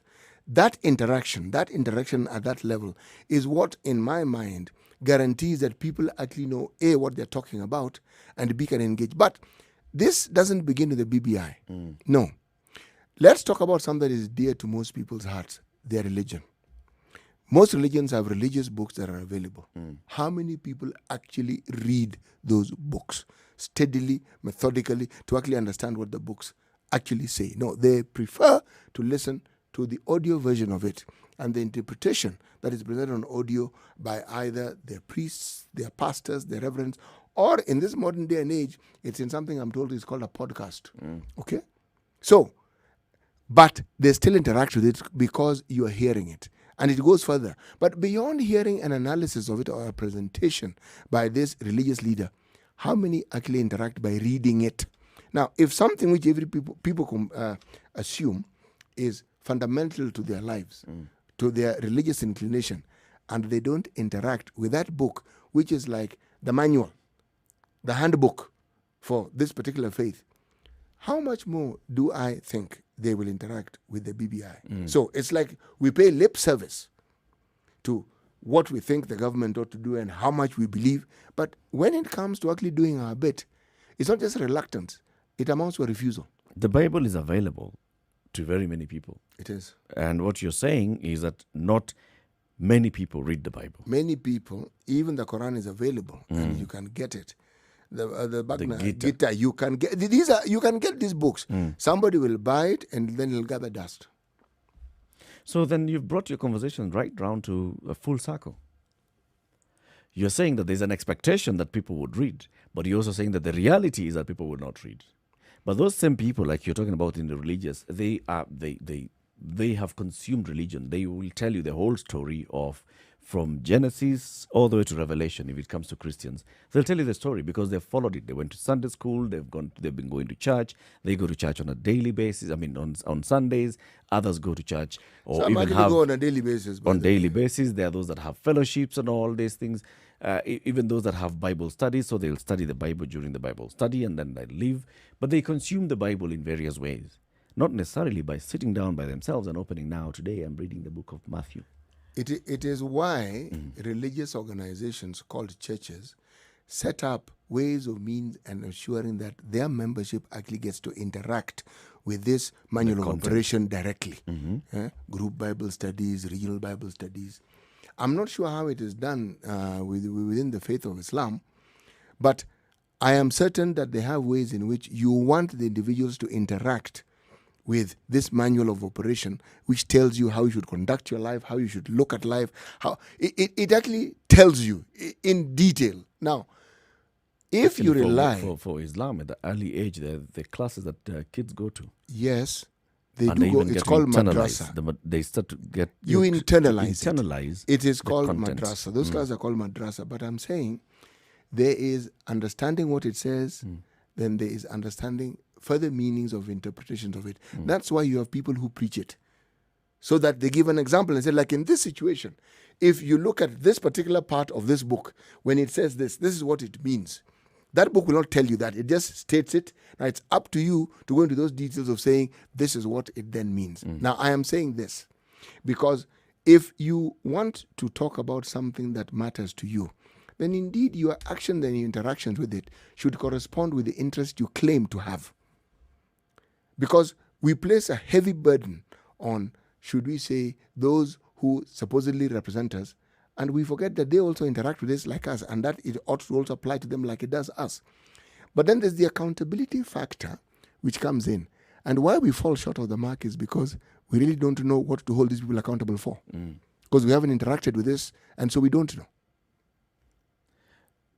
Out of 349 members of the National Assembly, I can tell you for sure, not 100% are going to read this document. Not 100% have even read their own standing orders in that house. We don't have a good reading culture. That's who we are. Let's start with that. Yes, and that, I just want to tell you that, yes, you are saying a very good thing that, it's important that all of us read this document. It's important that all of us then internalize page by page of what has been presented to us by the BBI task force, but it will not happen, CT. Start thinking of other ways in which you can promulgate this conversation, not propagate the conversation of the BBI. Come up with another proposal. Instead of just telling us, go read, we're not going to read. No. So tell us something else. Actually, that's why I've been using the word engage and interact with it. That doesn't necessarily, it's not limited to reading. My mind goes back to work that I did for a long time in HIV and AIDS research. And I think of times when you wanted to communicate something which maybe in that community was a little difficult to communicate because it's not something that they were accustomed to.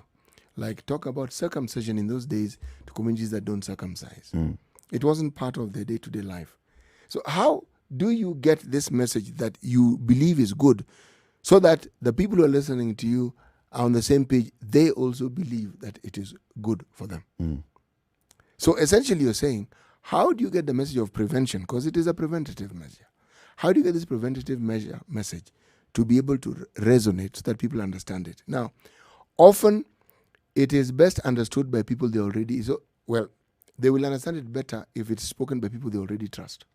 Okay. And that is why in what you may call communicating with the community, you look for opinion leaders. Because these are people, they may not hold any elective post, but people listen to them. When they say things, people pause and say, let's go and ask so-and-so what they think. And there is no part of this country where you do not have such people. You have them. And even in age groups, you have them. When you hope to pass on a message and you think that if you advertise it on popular radio or on a certain molecular radio, it is adequate, but you don't engage other mechanisms of discussion, other mechanisms of message communication, then you've already limited the outreach. You've limited the number of people who are actually going to hear and even going to understand. And sometimes I think that at some level, unless, you see, we then move to a different level where if this thing isn't funded, meaning there are people who are supposed to fund the outreach, ensure that people get to hear of it.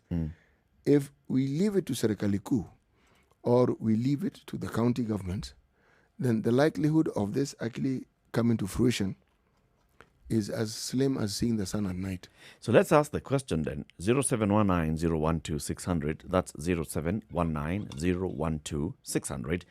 or Spice FM KE on YouTube, Facebook, and Twitter. How should Kenyans interact with this BBI report? Yes. If you think it's by reading, fine, tell us. If you think, how else can this civic education be conducted, and how should it be conducted with this? I think part of it is the reading, but reading is just for an elitist group. There's just a few people who are going to read this document from page beginning 1 to the end. Very few. To the end. Very few people. And those ones, that's a different class of people. There are other people who will want to consume this information, but they'll want to consume the information just from hearing. Give me the abridged. Okay, so what does it say about the executive? This, and the other. And to ensure that the person who's been asked understands fully the proper context of that document, then it's important that we identify those. Eric, let's take a very specific aspect of it, all right? The addition of members of parliament, all right? If you look at the list that has been given, this area will get 10, the other will get 2, the other will get 3, etc., etc., etc. Okay? If I were to ask our listeners a simple question, look at that list. I can even read it for you and tell me, what do you think about that list? Is that division fair? All right. Mombasa 3, Kwale 2, Kilifi 4, Mandera 1, Meru 2, Embu 1, Machakos 3, Makueni 1, Kirinyaga 1, Murang'a 1, Kiambu 6, Turkana 1, Trans Nzoia 2, Uasin Gishu 2, Laikipia 1, Nakuru 5, Narok 3, Kajiado 3, Kericho 1, Bomet 1, Kakamega 2, Bungoma 3, Siaya 1, Kisumu 2, Homa Bay 1, Nyamira 1, Nairobi 16.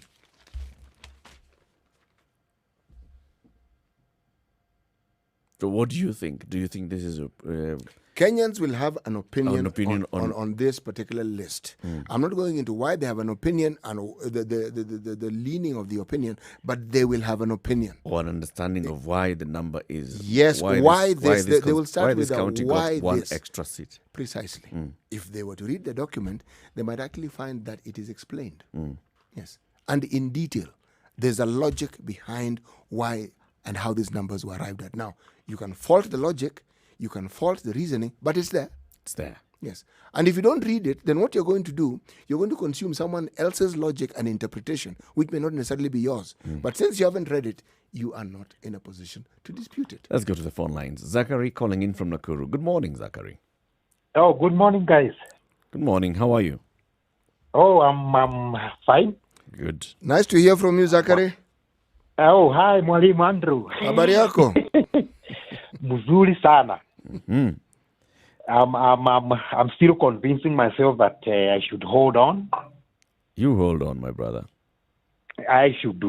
Now, now today you have been so much resourceful, and you have already said what I wanted to say. You, Mr. Eric. Say it anyway. Say it so that we can hear it coming from your words. So I can repeat it. Because you have said, leave around us the Raymond, the rate, The hoi polloi. Even even the MPs, and the senators and the governors, Let me tell you, life to them is so good that they have even, they can even spare 5 minutes to read even the document. Okay? Like a good post on social media, like on Facebook, If it goes beyond 5 sentences, expect only you and some few rightist people, that your small circle to like it. Leave around commenting, like it, because it is not going to be read, If you want to be read, allow me to say write about sex, write about love, write about some guys who are maybe divorcing, and there's drawing the drama there, some scandal somewhere. Put a scandal somewhere that is going to have so many reactions and likes and comments and cries, So with BBI then, Zachary. So what should we do to ensure that as many people as possible get to interact with the contents of the BBI and understand the content of the BBI? Maybe to even grow the economy, the protagonist of the BBI should, that is the honchos, those guys who call the shots, yeah? They should get young men to act. Acting. If you act in Kenya, you are going to somehow draw some attention, yeah? And act and add humor into it, and then look for these big lorries, yeah? With loudspeakers and this, they are calling it modern music, and I call it noise because it's not music, yeah? And some very big loudspeakers, yeah? Yeah. Let them come to the market. They don't have so many people, but then COVID is telling them, no, that is not the way, yeah? So for us, Mr. Eric, the hoi poroi, yeah? Let us wait, and somebody, a big guy, will come to a shopping center and ask us, tuko pamoja? And we say, yes, in unison, yeah? Like the nursery school kids, okay? And that will be it. And that will be it. Kenya belongs to some people, let me tell you. Thank you, Zachary. Thank you. Have a nice day. Ed Gitonga in Nyeri, good morning. Morning to you. Morning, gentlemen. How are you? Morning. I'm doing good. Now, there's something I want to tell you. Yep. Politicians are like salespersons. I can tell you a salesperson can sell you a dead rat, and if he's very serious, he's going to convince you that that rat is alive. Yeah.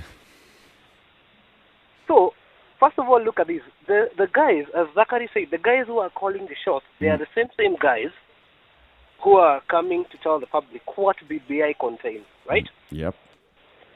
And mind you, they can't come to maybe Wajir, for example, and tell people in Wajir that BBI is going to bring you a good fishing industry in Wajir. Yeah. They have to come and speak to people in Wajir with the context of what really relates to them. But remember this, as you had said earlier in the morning, that there is a language that is used, right?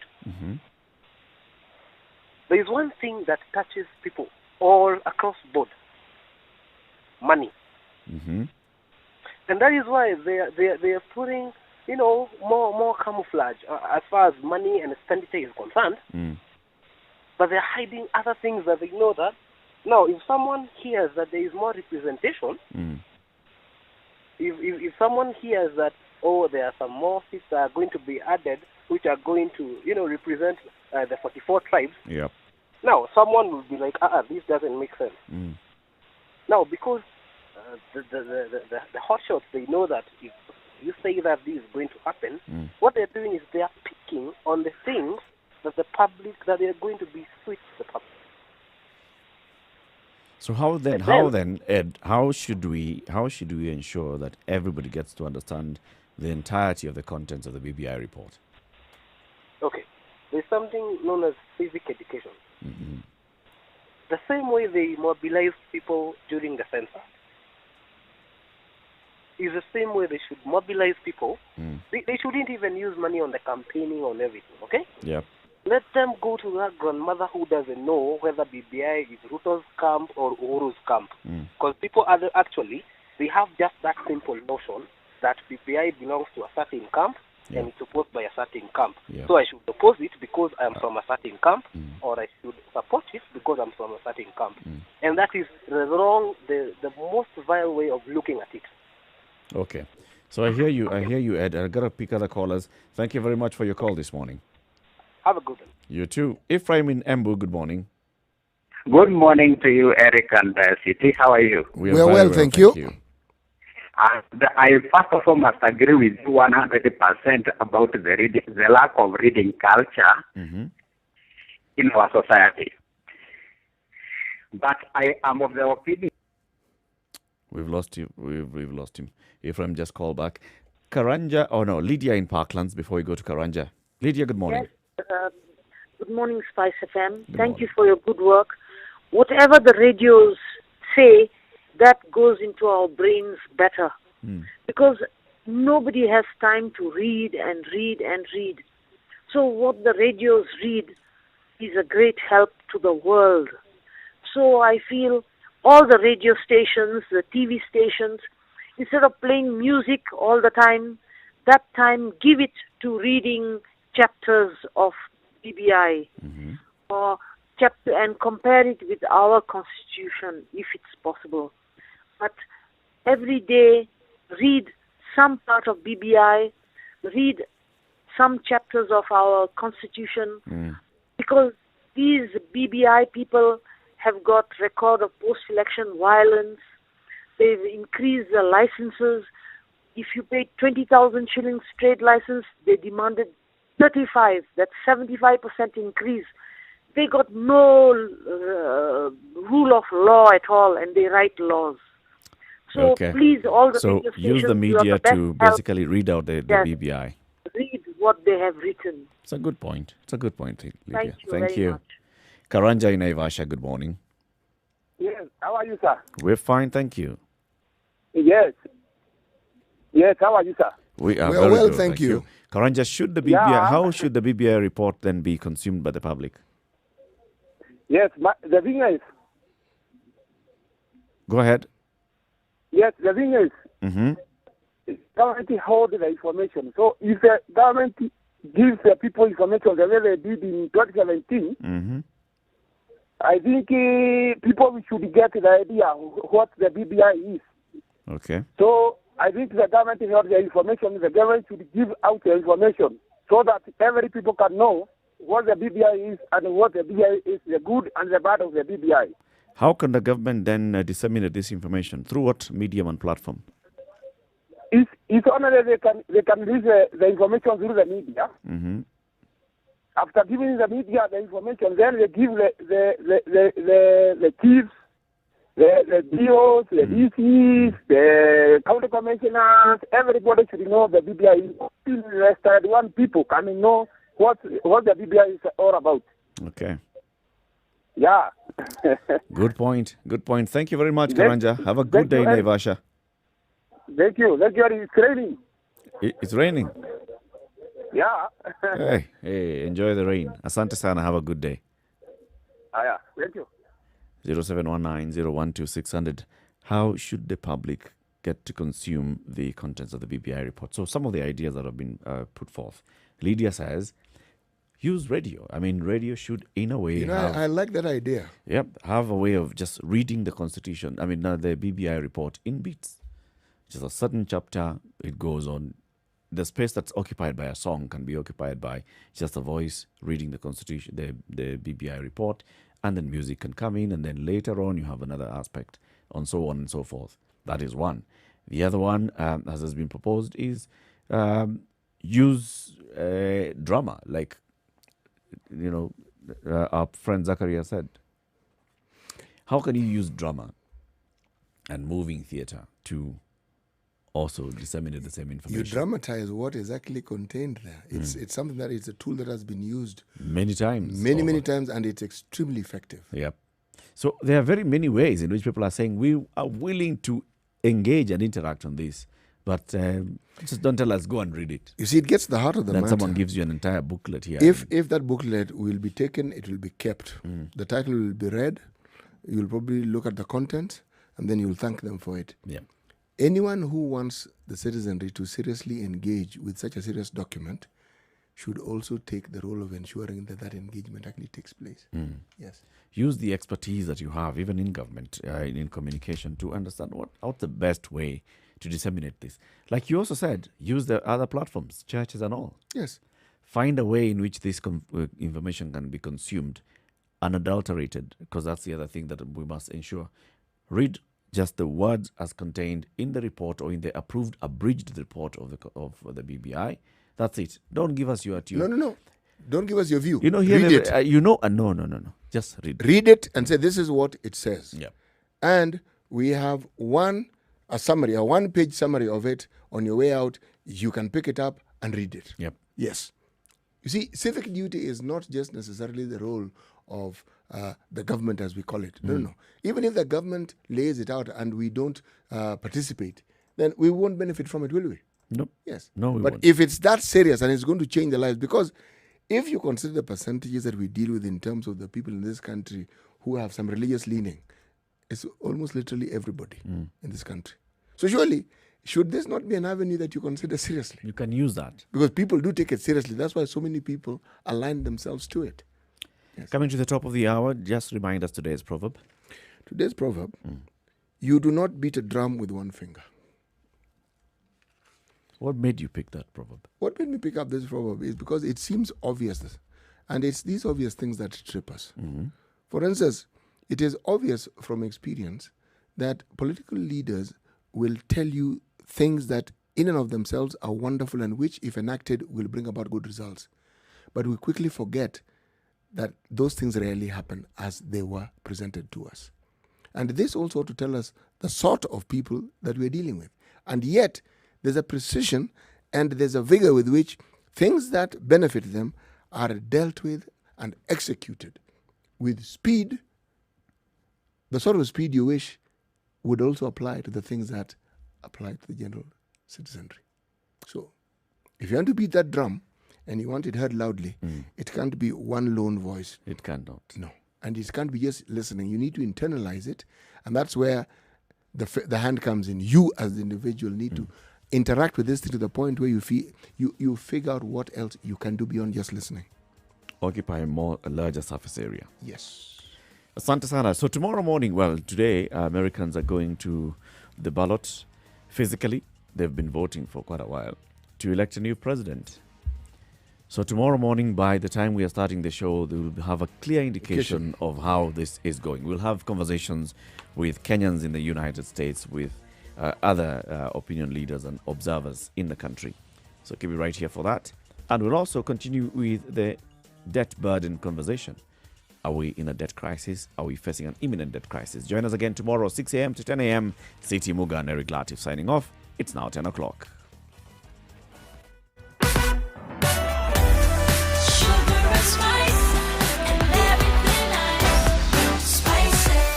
Spice up your life